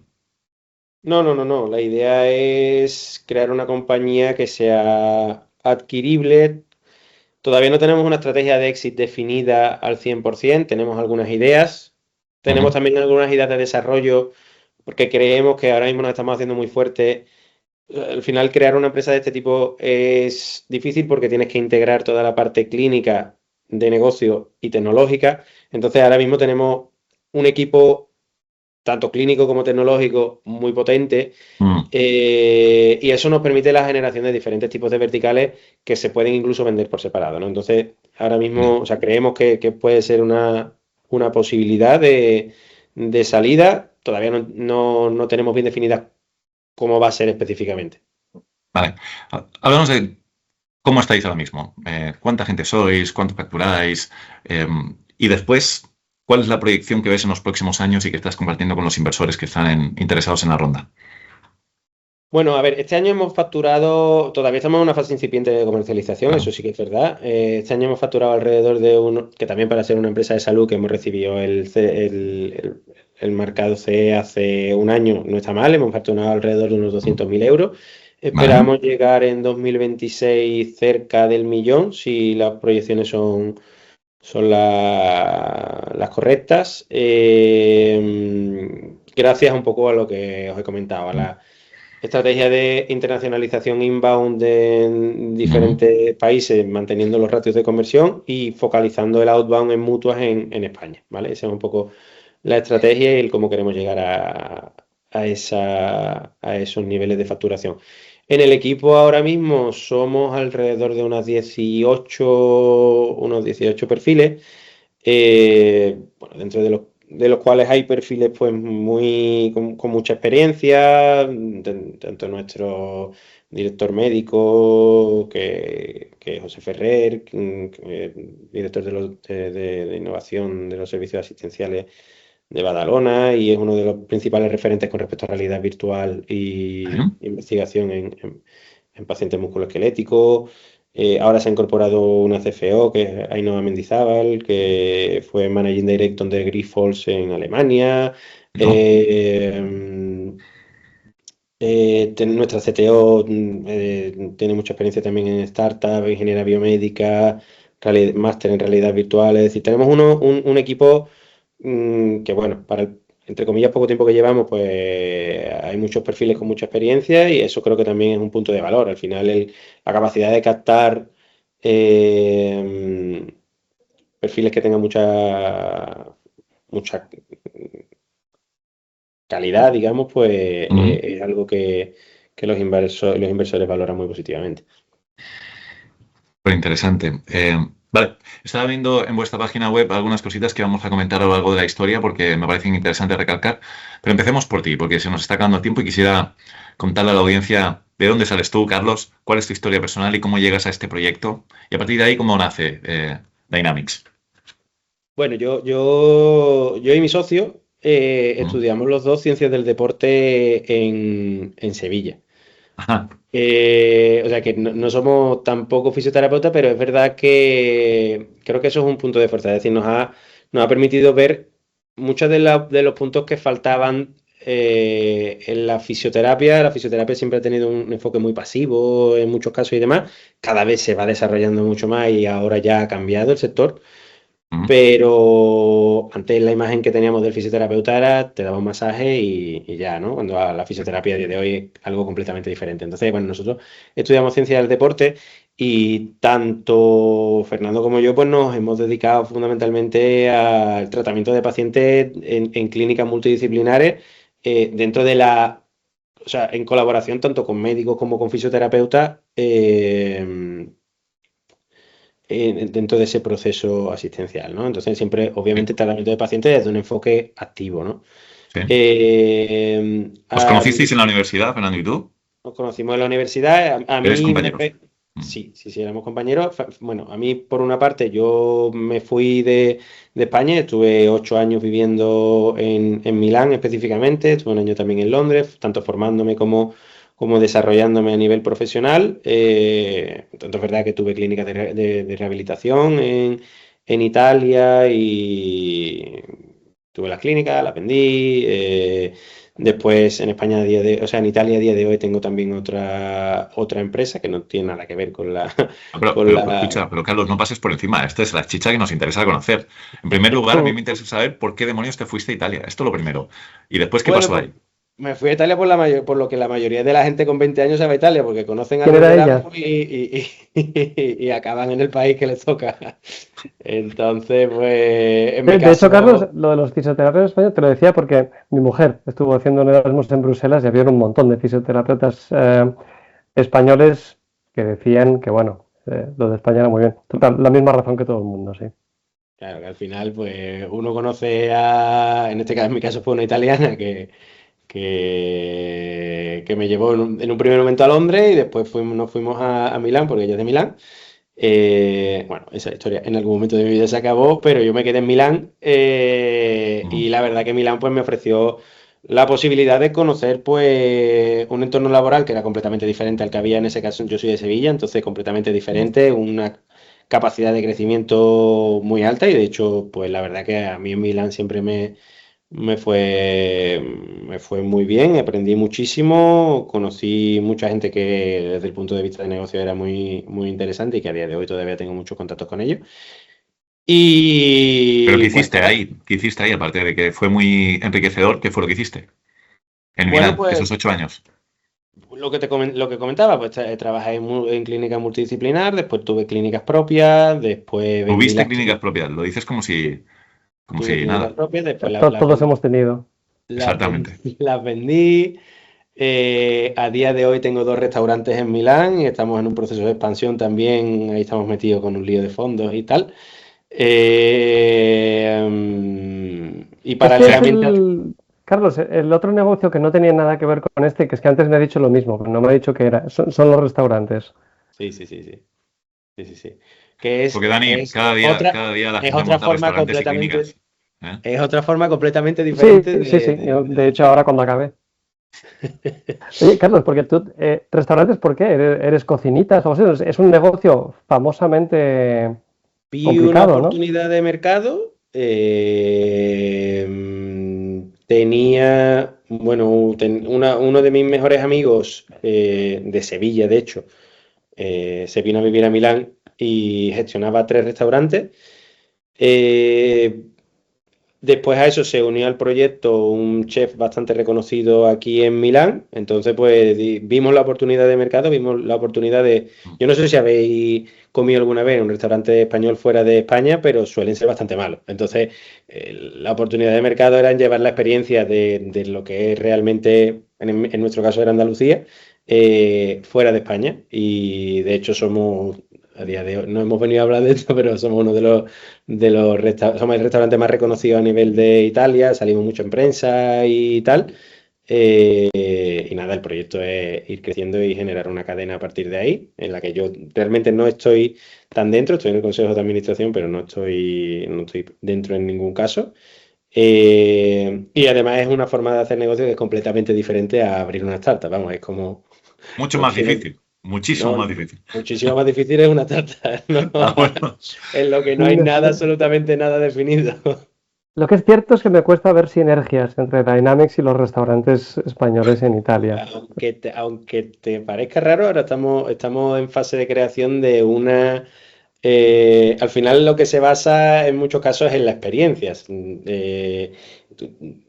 Los restaurantes también vencen por la experiencia, es decir, ya el ir a comer en muchos casos se da por descontado que si pagas un ticket de un cierto tipo vas a comer bien. En nuestros restaurantes se come bastante bien. Y después está la experiencia. Entonces, pues la experiencia entra todo: el diseño, el trato, la música, el no sé qué, el no sé cuánto. Y ahora estamos con un tema de, oye, pues como somos un restaurante andaluz, pues realidad virtual y te hacemos como una visita virtual a determinados monumentos, a no sé qué, no sé cuánto. Entonces, ahí tenemos un proyecto de desarrollo también. O sea que también no te creas que no hay Mira sinergia. tú, Al final está todo mira tú. Además, conectado. esto le puede interesar a los inversores de Capital Cell saber que, Carlos, eres un genio. O sea, me parece una idea brillante.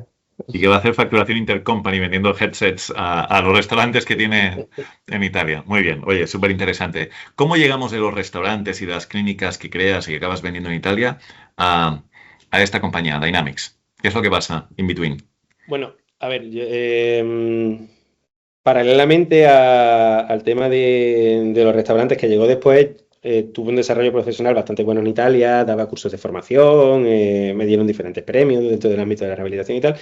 Y entonces, pues, fui siempre autónomo y tuve mucho contacto siempre con el que a día de hoy es mi socio porque era muy amigo mío y él, o sea, yo en Italia y más dedicado al mundo de los negocios y Fernando en España y muy dedicado y muy referente en el mundo de la formación, realmente. Era uno de los principales formadores tanto de fisioterapeutas como de redactadores con respecto a patologías de rodilla y es una persona muy reconocida que a día de hoy todavía sigue haciendo cursos de formación, ¿no? Entonces... siempre hablamos de, oye, de cómo se podría combinar mi conocimiento a nivel de negocio y sus conocimientos formativos para generar algo conjunto que pudiera tener éxito, ¿no? Entonces, claro, el tema del COVID lo que nos hizo fue dar tiempo para pensar en que no podíamos, en qué lío no podíamos meter y salió un poco por ahí, nos pusimos a pensar cómo podíamos tratar al paciente.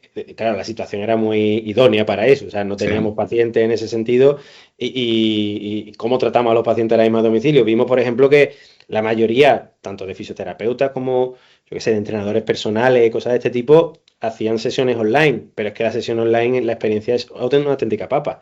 Entonces, ahí le estuvimos dando vuelta, cómo poder hacer el seguimiento, cómo también hilamos con, oye, tú le prescribes al fisioterapeuta, te dice, oye, pues tienes que hacer estos ejercicios, y eso no lo hace absolutamente nadie. O sea, eso es ya decírselo, Total. la pérdida de tiempo más grande del mundo, porque es que eso no lo hace nadie, ¿no?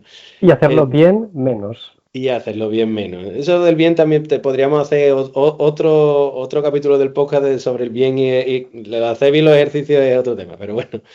Entonces, nada, pues eso, nos dio tiempo para pensar, estuvimos lo que os he comentado antes, un poco analizando diferentes tipos de tecnología y viendo tanto desde un punto de vista clínico, qué es lo que podría ofrecer algo diferenciador, como desde un punto de vista también de negocio, ¿no? Y entonces, pues por ahí salió un poco el tema del proyecto. Inicialmente, tú piensas que antes de derivarnos a esto, lo que queríamos montar era una plataforma de formación para fisioterapeutas, porque sabíamos que los fisioterapeutas invertían muchísimo en formación. Y había pocas plataformas, formato Power MBA, por ejemplo. En ese momento había muy pocas, y de hecho, en ese momento nació una que a día de hoy es la más relevante, que es Que Eres Formación. Que de hecho a día de hoy pues, es la que más, creo que más cursos de formación vende en habla hispana, si no me equivoco. O sea que iba un poco por, oye, vamos a ver qué podemos montar juntos y tal, y nos fuimos descubriendo lo que al final salió. Lo que el mercado pedía. Es curioso cómo se han creado startups en la COVID. Esto algún día habría que estudiarlo, Dani. Tú que estás en tanto contacto con startups, por aquí ha pasado muchísima gente que durante ese tiempo se dedicó a hacer startups, tío. Sí. Los ingleses tienen esa expresión fantástica que dice que, ¿cómo era? Idle hands are the devil's playthings. Que el diablo juega con las manos de la gente aburrida. Y es verdad que supongo que sí, mucha gente que tuvo que darse un golpe. Yo diría que, ¿sabes dónde creo que también nacieron muchas empresas? Después de lo de Goldman Sachs. Después de la crisis gorda de 2008, cada crisis le da a la gente la oportunidad de pensar un poquito, y muchas veces para hacer cosas grandes en la vida lo único que hace falta es para pensar un ratito, que es un poco lo que hicisteis tú y tu cofundador, ¿no?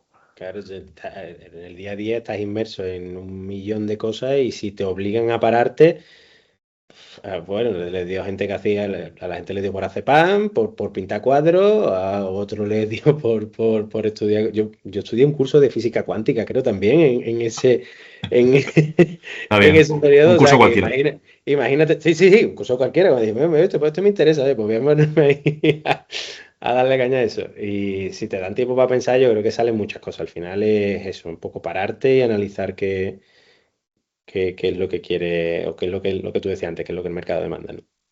Qué bueno, qué y interesante. un cierto nivel también de uno de los inversores, un business angel de Barcelona que conozco, me dijo una vez que él solo invertía en fundadores que veía que se jugaban el ego, en gente que realmente cuando se pone a hacer algo tiene una determinación personal por hacer que pase. Yo entiendo que cuando te pones a montar una startup, tú has descubierto que tienes un poco ese metal dentro, ¿no? Yo creo que ya lo había descubierto antes, ¿verdad? Que a mí lo de las startups no me cogió de primera, y la mayoría de experiencias empresariales que he tenido antes nunca han sido fáciles. Es decir, siempre me he encontrado. Yo, por ejemplo, con el primer restaurante nos pasó algo bastante peculiar, por inexperiencia en muchos casos, que el día antes de la firma en notaría se nos cayó el inversor principal que teníamos. Y ahí había un lío bueno, teníamos una serie de líos importantes, y en una semana conseguí otro inversor que ponía la misma cifra. Entonces, al final yo creo que esa parte ya la tenía bastante trabajada. El callo ya estaba un poco... La mili ya estaba hecha. La mili ya estaba hecha, sí. Pues muy bien, pues entonces, Fernando y tú estabais aburridos, empezasteis a ver necesidades de mercado que estuvieran relacionadas con vuestra experiencia, y decidís montar esta compañía. ¿Cómo son esos momentos iniciales? Y me interesa entender también los primeros pasos a nivel de desarrollo y los primeros pasos a nivel de funding. ¿Quién nos acompaña en el camino? Bueno, nosotros intentamos aplicar en un sector en el que nosotros hemos intentado hacerlo todo al contrario de cómo se suele hacer en este sector. De hecho, intentamos vender con un mínimo producto viable, que más mínimo que eso yo creo que no se han vendido pocas cosas más pequeñas que nuestro mínimo producto viable, ¿no? Entonces, bueno, en el sector bio somos unas máquinas de vender PowerPoints, ¿eh? También te digo. También es verdad. La fases muy amplias. Por no hablar del crowdfunding, que los Kickstarter por definición son plataformas para vender cosas que no existen. Completamente. De hecho, estudié bastante el tema de Kickstarter. Bueno, de las diferentes plataformas que había, porque en ese momento había más. Entonces, bueno, nada, empezamos, externalizamos el MVP en una empresa que hacía ya pues temas de realidad virtual aplicado al ámbito de formación para médicos.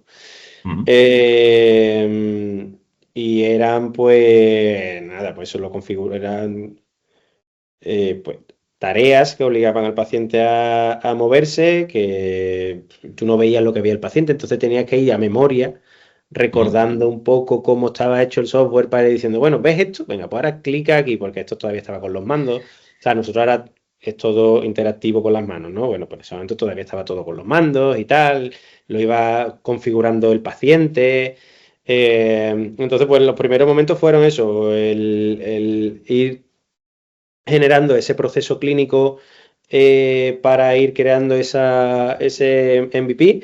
Y también fue bastante curioso porque estábamos en pleno COVID, entonces, claro, cogíamos nuestro coche y Fernando y yo nos íbamos con nuestros papelitos que certificaban que podíamos salir a la calle y desplazarnos de nuestra ciudad y demás para ir visitando clínicas que nos pedían información y entonces pues íbamos haciendo visitas, recopilábamos información sobre las necesidades que iban teniendo con respecto a nuestro producto y tal.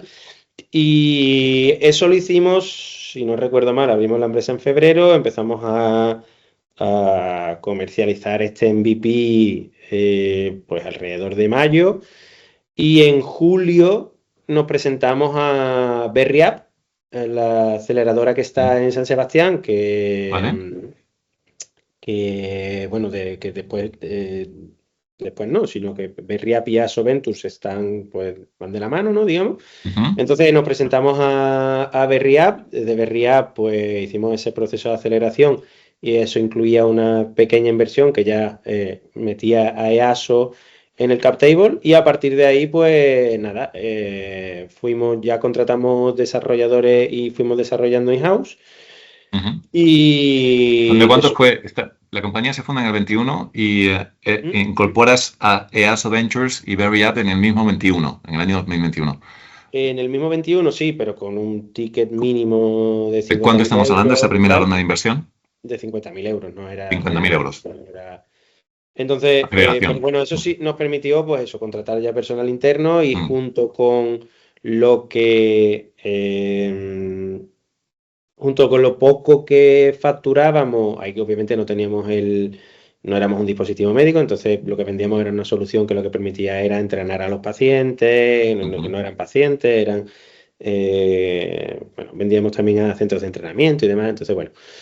2022 fuimos tirando también así un poco a pulmón y con esos 50.000 euros que nos habíamos dado, que habíamos sacado de esa primera mini ronda, digámoslo así, nos permitió apalancar otros 40.000 euros a través de una entidad financiera. A finales de 2022 ya sacamos nuestra primera ronda de 225.000, que entraron EASO y Demium. Y en ese momento sucedieron bastantes cosas que nos han permitido llegar hasta aquí y que fueron también, pues, tanto obstinación como en muchos casos suerte, ¿no? Bueno, junto con la ronda entró un ENISA y un mes después nos concedieron un reto colaboración de 780.000 euros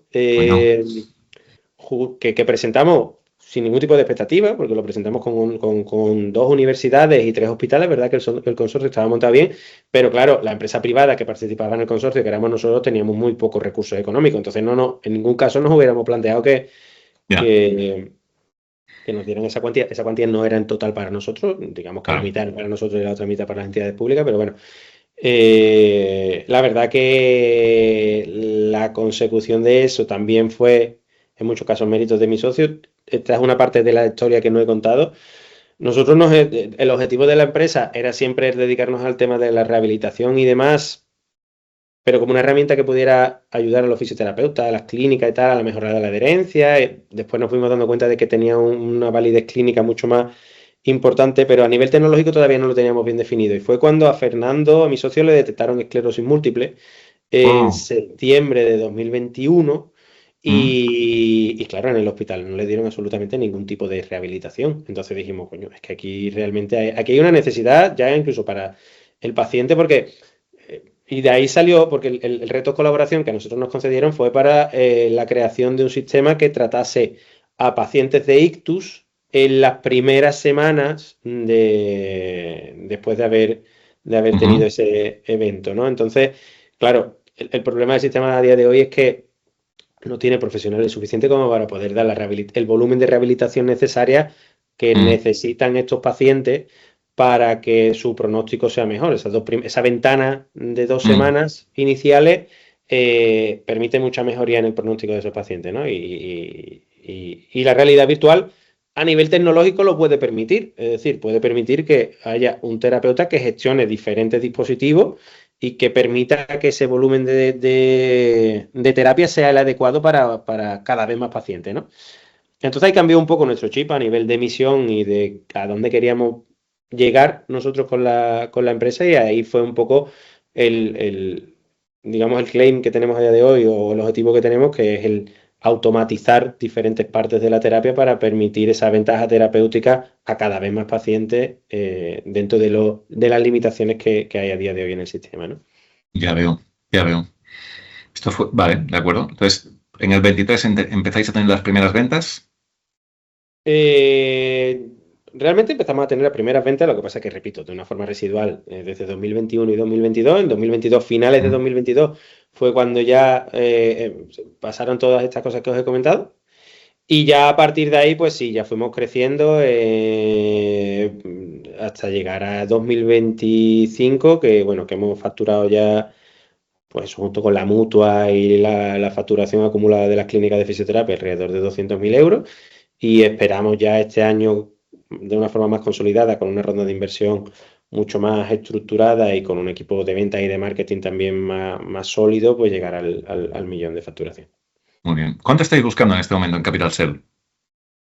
En Capital Cell estamos buscando 1 millón. A día de hoy, bueno, creo que faltan, si no me equivoco, ¿Cómo vamos? 70.000 euros creo que faltan o algo así, o sea que falta poquito. Ya está cerrada la ronda Espera, prácticamente. que esto lo miro. Que tenemos aquí a Dani que nos puede decir Minuto resultado. Sí. Sí, Claro, sí, 75.000 euros más o menos. 75.000, o sea que cuando esto lo publiquemos ya vais a generar frustración, porque el que lo escuche ya se quedará fuera prácticamente. Ya esperemos que esté cerrada, sí. Falta poquito, entran fondos de una magnitud grande, como pueden ser Axon Partner, bueno, entran también, convierten unas varias convertibles que cerramos en el 24, o sea que... Muy bien. ¿Para qué entran estos inversores? ¿Para qué pedís este 1 millón de euros de ronda? ¿Qué es lo que vais a hacer con ello?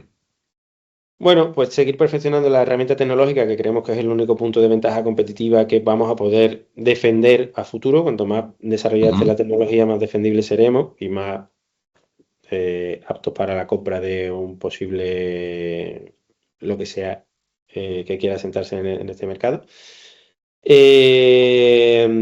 Por lo tanto, por una parte, para esa parte de desarrollo tecnológico, en la que vamos a incorporar sensores, y tenemos sensores que nos permitan trabajar ya la parte de miembro inferior, de ambulación en pacientes neurológicos, readaptación de patologías de rodilla, cosas de este tipo. Y por otra parte, desarrollo comercial. Muy bien, muy bien. Estáis ofreciendo una valoración pre-money de algo similar a los 6 millones y pico. El millón sería un 15% aproximadamente del equity, y todos los detalles están en la página de Capital Cell para quien esté interesado. Ok, más o menos entendido. ¿Hay alguna cosa que falte por explicar que te gustaría enfatizar del proyecto? O Dani, ¿alguna cosa que quieras preguntar? No, porque si nos liamos, pues necesitaríamos... Podemos estar aquí hasta mañana. Sí, yo creo que hay más cosas. Voy a aprovechar Sí. la visibilidad que da vuestro podcast un poco por volver a meter la cuñita en la parte de educación con respecto a la tecnología. Es decir, es una tecnología que de verdad que puede aportar muchísimo tanto a pacientes neurológicos, porque hemos hablado casi todo de dolor, si os dais cuenta, con respecto a la tecnología y tal. Sí. Pacientes de neurológicos, la realidad virtual tiene muchísima evidencia científica con respecto al reaprendizaje motor. Es decir, un paciente que ha sufrido un ictus, por ejemplo, reaprende, al final con un ictus el objetivo es otro, no es reaprender a hacer cosas otra vez, crear conexiones entre las áreas del cerebro que no han sido afectadas por el ictus para volver a reaprender, ¿no? Y aquí la realidad virtual también tiene mucha cabida y vemos cosas que todavía no se saben explicar el por qué pasan. Entonces, en pacientes con ictus crónicos, ponemos la realidad virtual y pacientes que tienen, por ejemplo, una mano pléjica, la vemos que abren la mano mucho más que cuando no tienen la realidad virtual y esto no sabemos todavía el por qué. Entonces, creemos que hay una ventana de mejora muy amplia también para estos pacientes y el convencimiento de que la realidad virtual de verdad que puede suponer para muchos tipos de pacientes diferentes un antes y un después en el tratamiento y en la calidad de vida con respecto a muchos tipos de patologías que implican cronicidad.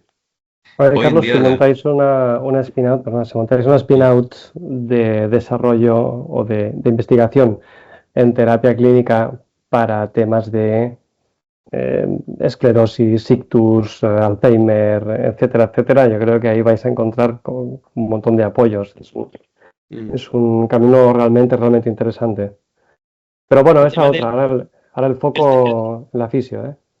El foco en la fisio, pero bueno, al final es que realmente el que trata a un paciente de ictus en las fases tempranas con respecto a eso, lo que estábamos comentando, a ese reaprendizaje motor, no deja de ser un fisioterapeuta. Al final es una rehabilitación física y cognitiva. Y de hecho, bueno, lo que pasa es que el proyecto de los pacientes de ictus tienen muchos tipos de digamos afectaciones diferentes, ¿no? Entonces, bueno, conoceréis seguramente, por ejemplo, empresas como Neuronap, ¿no? Que se dedican específicamente a tratamiento de pacientes neurológicos. El paciente neurológico tiene unos condicionantes que son diferentes y unas afectaciones como pueden ser, por ejemplo, afectaciones en el habla, afectaciones cognitivas de otro tipo, que la realidad virtual puede abordar muy bien, pero bueno, hace falta tiempo de desarrollo para poder abarcar todas esas áreas, ¿no? Bueno, pero hoy en día, de todas maneras, para que yo lo entienda, la facturación viene sobre todo por la parte musculoesquelética. La neurorehabilitación es algo que viene detrás, un poquito detrás, y que le veis mucho potencial de futuro. Muchísimo potencial, muchísimo potencial. Ahora mismo nosotros, el 95% de nuestra facturación viene de músculo esquelético y de dolor crónico. Entendido. Ese otro 5% viene sobre todo de asociaciones de daño neural, de todo este tipo de empresas que conocen la realidad virtual, pero que todavía a lo mejor no han incorporado ningún dispositivo. Nosotros hemos terminado ya una primera fase de desarrollo de este producto que implica tratamiento motor, sobre todo de miembro superior, pero tenemos proyectos de desarrollo presentados ahora, las diferentes convocatorias que hay, PERTE, CPP, Interconecte y demás, para crear desarrollo con respecto a deambulación, logopedia, rehabilitación cognitiva, etcétera, etcétera. Vale. A mí me ha llamado la atención, y con esto me gustaría cerrar un poquito la historia, a menos que quieras empatizar algo más, pero me ha llamado la atención ver en vuestra historia, al menos la historia que tenéis en vuestra página web, que hay nombres que no son muy habituales o no son los más habituales en nuestro ecosistema más biotech. Capital Cell es un nombre muy habitual, todo el mundo lo conoce en nuestro ecosistema, pero vosotros habéis incorporado a EASO Ventures, a Berriap, a la aceleradora Lanzadera, a Demium. Habéis incorporado también como distribuidor a Prim. Entonces me gustaría que para aquellos que no somos tan conocedores de este tipo de players, si nos puedes hablar un poquito rápidamente de Lanzadera y el papel que jugó, Demium y el papel que jugó, y Prim en este momento.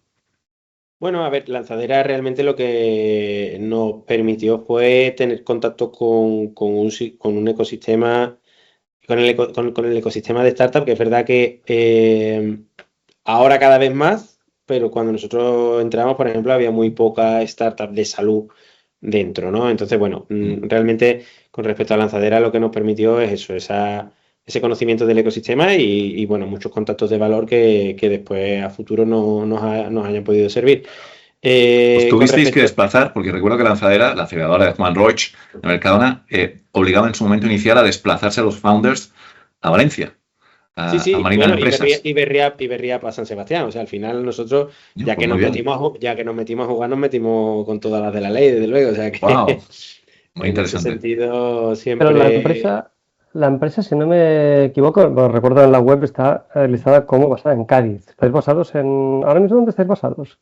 A ver, la empresa como domicilio fiscal está en el puerto de Santa María, pero realmente la oficina la tuvimos en Sevilla. Ahora mismo estamos completamente descentralizados, o sea, somos 17 y tenemos pues gente en Barcelona, en Murcia, en Madrid, en Andalucía mucho, en Francia también hay algunos, o sea, y la verdad que creemos que es un modelo que a nosotros ahí a la oficina no nos aporta más que lo que nos puede llegar a quitar. Entonces, Ya veo.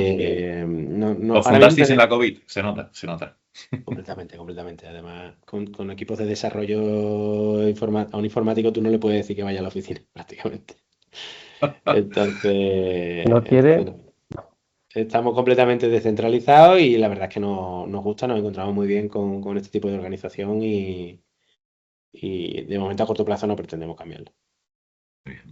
Y volviendo a lo que decía Rosendo, y con Demium, ¿qué os ha aportado? ¿Cómo ha ido? Bueno, a ver, Demium entró en esa primera ronda hace un poquito más, de una magnitud un poquito más grande, que fueron 250.000 euros en 2022. Y bueno, en ese momento tenían incorporado también como una especie de proceso de aceleración. Es verdad que ya veníamos... De varios. Yo creo que hemos pasado por todos los procesos de aceleración que hay en España. Yo creo que ya no nos queda ninguno. Por si se nos quedaba algo en el tintero de alguno, pues... pero bueno, al final todo suma, ¿eh? El que quieras que no, el conocer diferentes tipos de, bueno, llamémoslo en ese caso, en algunos lo llaman mentores, en otros, bueno, lo que sea, que por algún lado siempre acaba aportando y si no aporta puede al final pues unes los puntos y llegas a otros contactos, a otros aprendizajes. Y al final todo ese tipo de cosas son interesantes. Bueno, eso está muy claro, ¿eh? Cuando tienes una startup, esta lección súper importante, saliendo de casa pasan cosas, esto siempre. Eso es. Muy buena lección esta, me gusta, Daniel, muy buena, muy buena. Por eso el remoto no me acaba de gustar demasiado, hay que salir de casa. El remoto lo que te permite es viajar mucho más, realmente. Mira, está bien. Entonces, el remoto visto así, visto siempre en el campo, siempre en el terreno, entonces sí, entonces me encanta. Vale, y ahora tenéis como distribuidor al Prim, ¿mantenéis esta relación? Sí, a ver, es verdad que hemos intentado, sobre todo para eso, para clientes un poco más, pues segmentos de clientes un poco más, llamémoslo corporativo, como puede ser un hospital o una mutua, llegar a través de distribuidores, porque realmente tienen mucha capitalidad en el terreno, tienen mucho comercial y eso sin lugar a duda pues se nota. Con Prim específicamente vamos sobre todo con ellos a hospitales y es verdad que bueno, se han ido generando cosas, pero es que son segmentos que van muy lentos y a los que hay que ponerle una dedicación especial.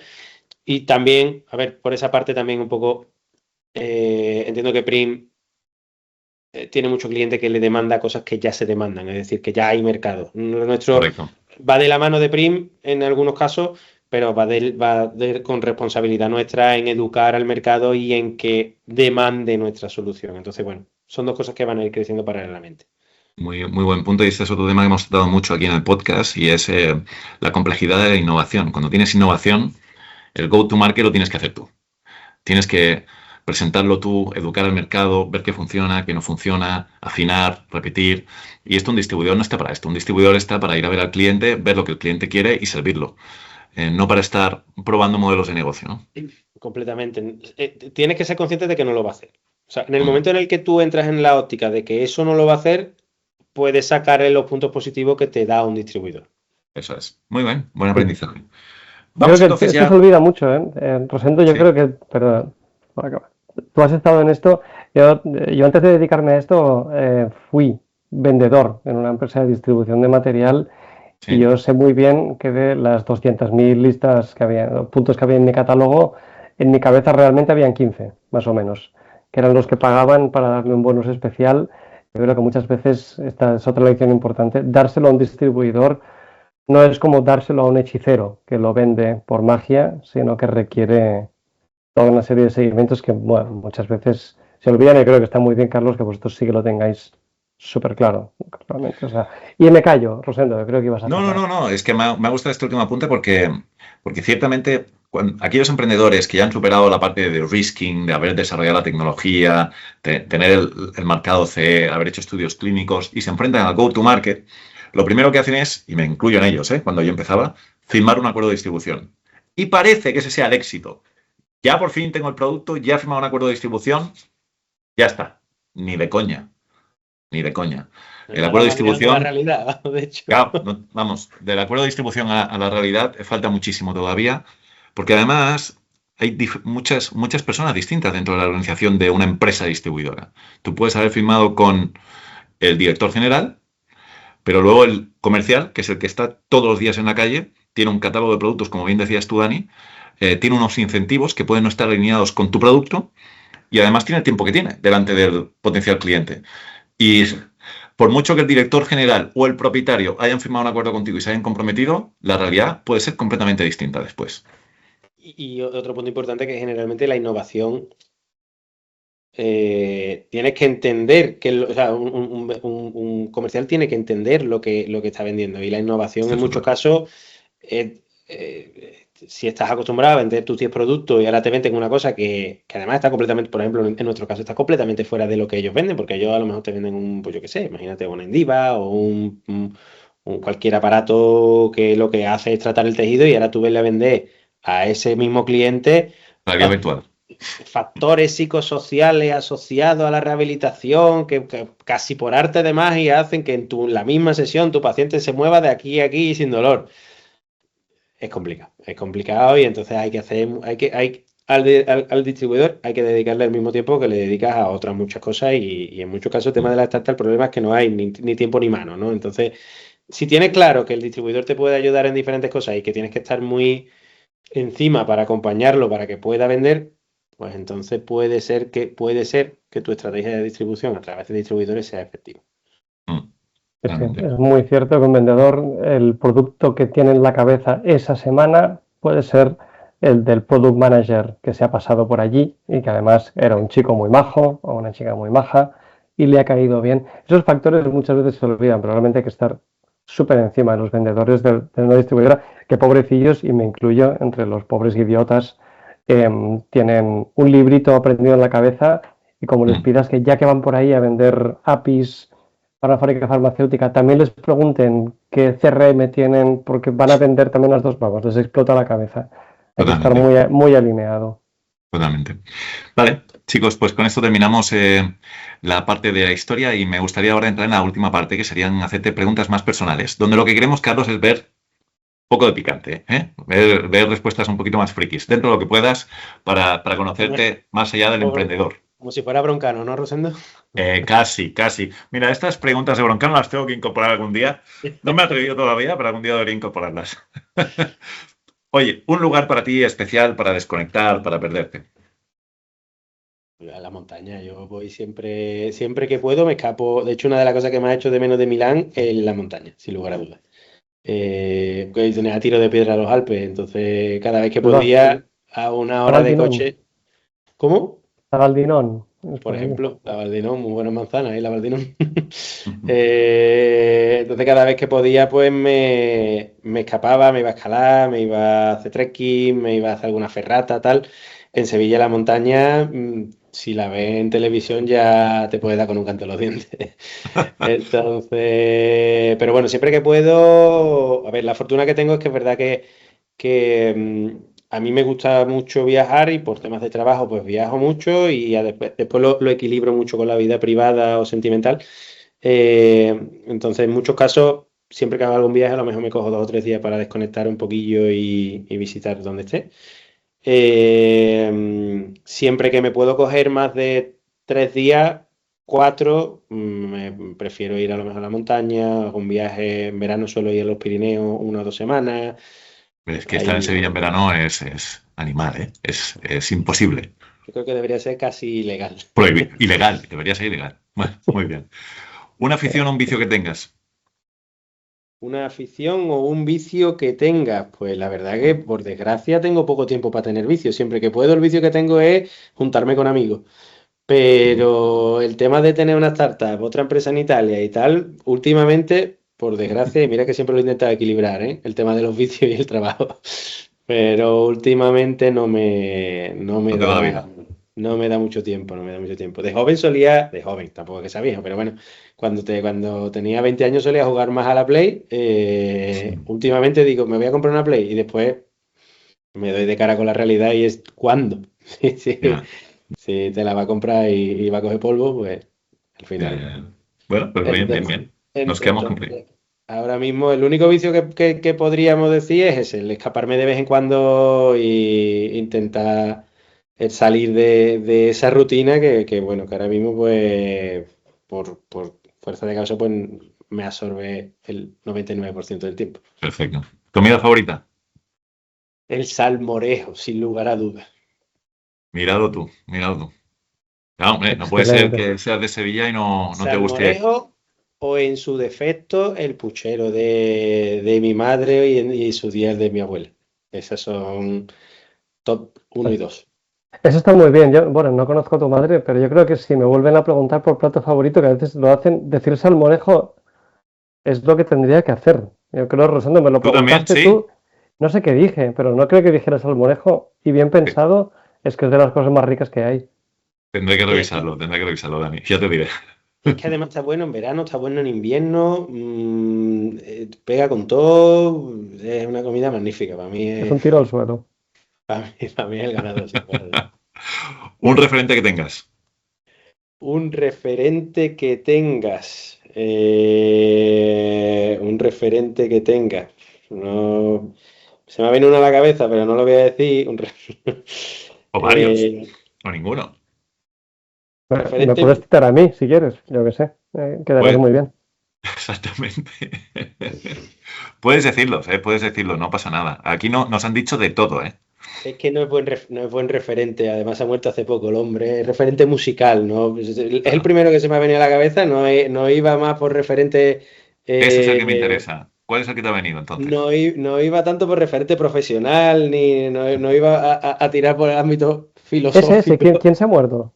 Se ha muerto Robin Iniesta, tío, y ha sido Ah, es verdad. muy duro y era muy referente musical. Así que si pudiera Ah. decir alguien así de ese tipo, pues mira, Robin Iniesta.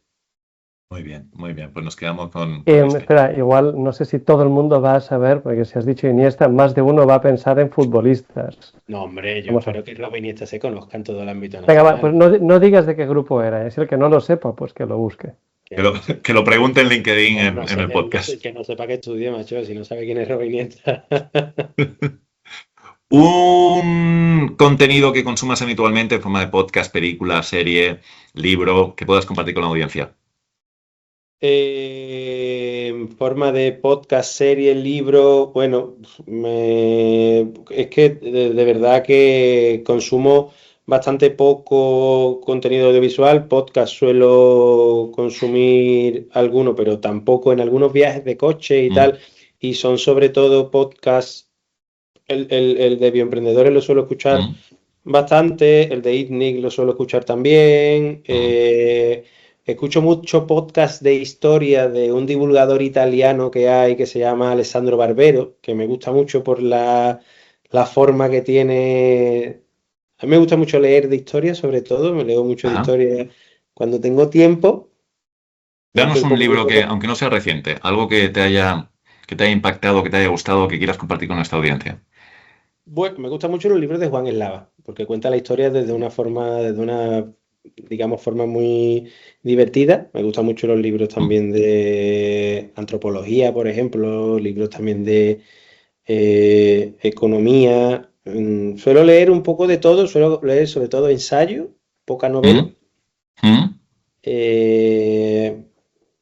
Bueno, un libro así que seguramente que lo conozca mucha gente y que me leí hace relativamente poco, me gustó mucho, fue Sapiens, que seguramente probablemente. Pero no te voy a poner Sapiens, porque ya Sapiens nos lo han dicho muchas veces. Me voy a quedar con Juan Eslava. Por eso, por eso te decía que Sapiens ya sí que se ha vuelto muy conocido, y además te tengo que decir que Harari en las previsiones estas que hizo de ya no va a haber más guerra, tal y cual, se ha equivocado bastante. Entonces tampoco lo meto. Ya no va a haber más guerras. ¿Cuándo? Eso decía el hombre. Porque ya no interesaba por los recursos, decía que ahora el tema estaba en la información, tal y cual, total, bueno. Uy, casi. Bueno, casi. Bueno, Juan Mislava, tengo aquí algunos títulos. Enciclopedia nazi para escépticos o Historia de Roma contada para escépticos. Todos son para escépticos. El catolicismo contado a las ovejas está muy bien también. Mira, me quedo con este. Lo vamos a poner en nuestro ebook como recomendación tuya para nuestra audiencia. Catolicismo contado para las ovejas. Muy bien. Un hábito que tengas muy marcado para conectar o desconectar. Una rutina. Intento correr. Para mí el ejercicio físico es algo que me ayuda mucho a despejarme la cabeza y intento... Y además es algo que, bueno, que mira, oye, como viajo tanto, pues me permite nada más que me llevo unos botines y un chándal y puedo correr en cualquier parte, ¿no? Entonces, pues si puedo, intento mantener la rutina. Oye, pues con esto hemos terminado.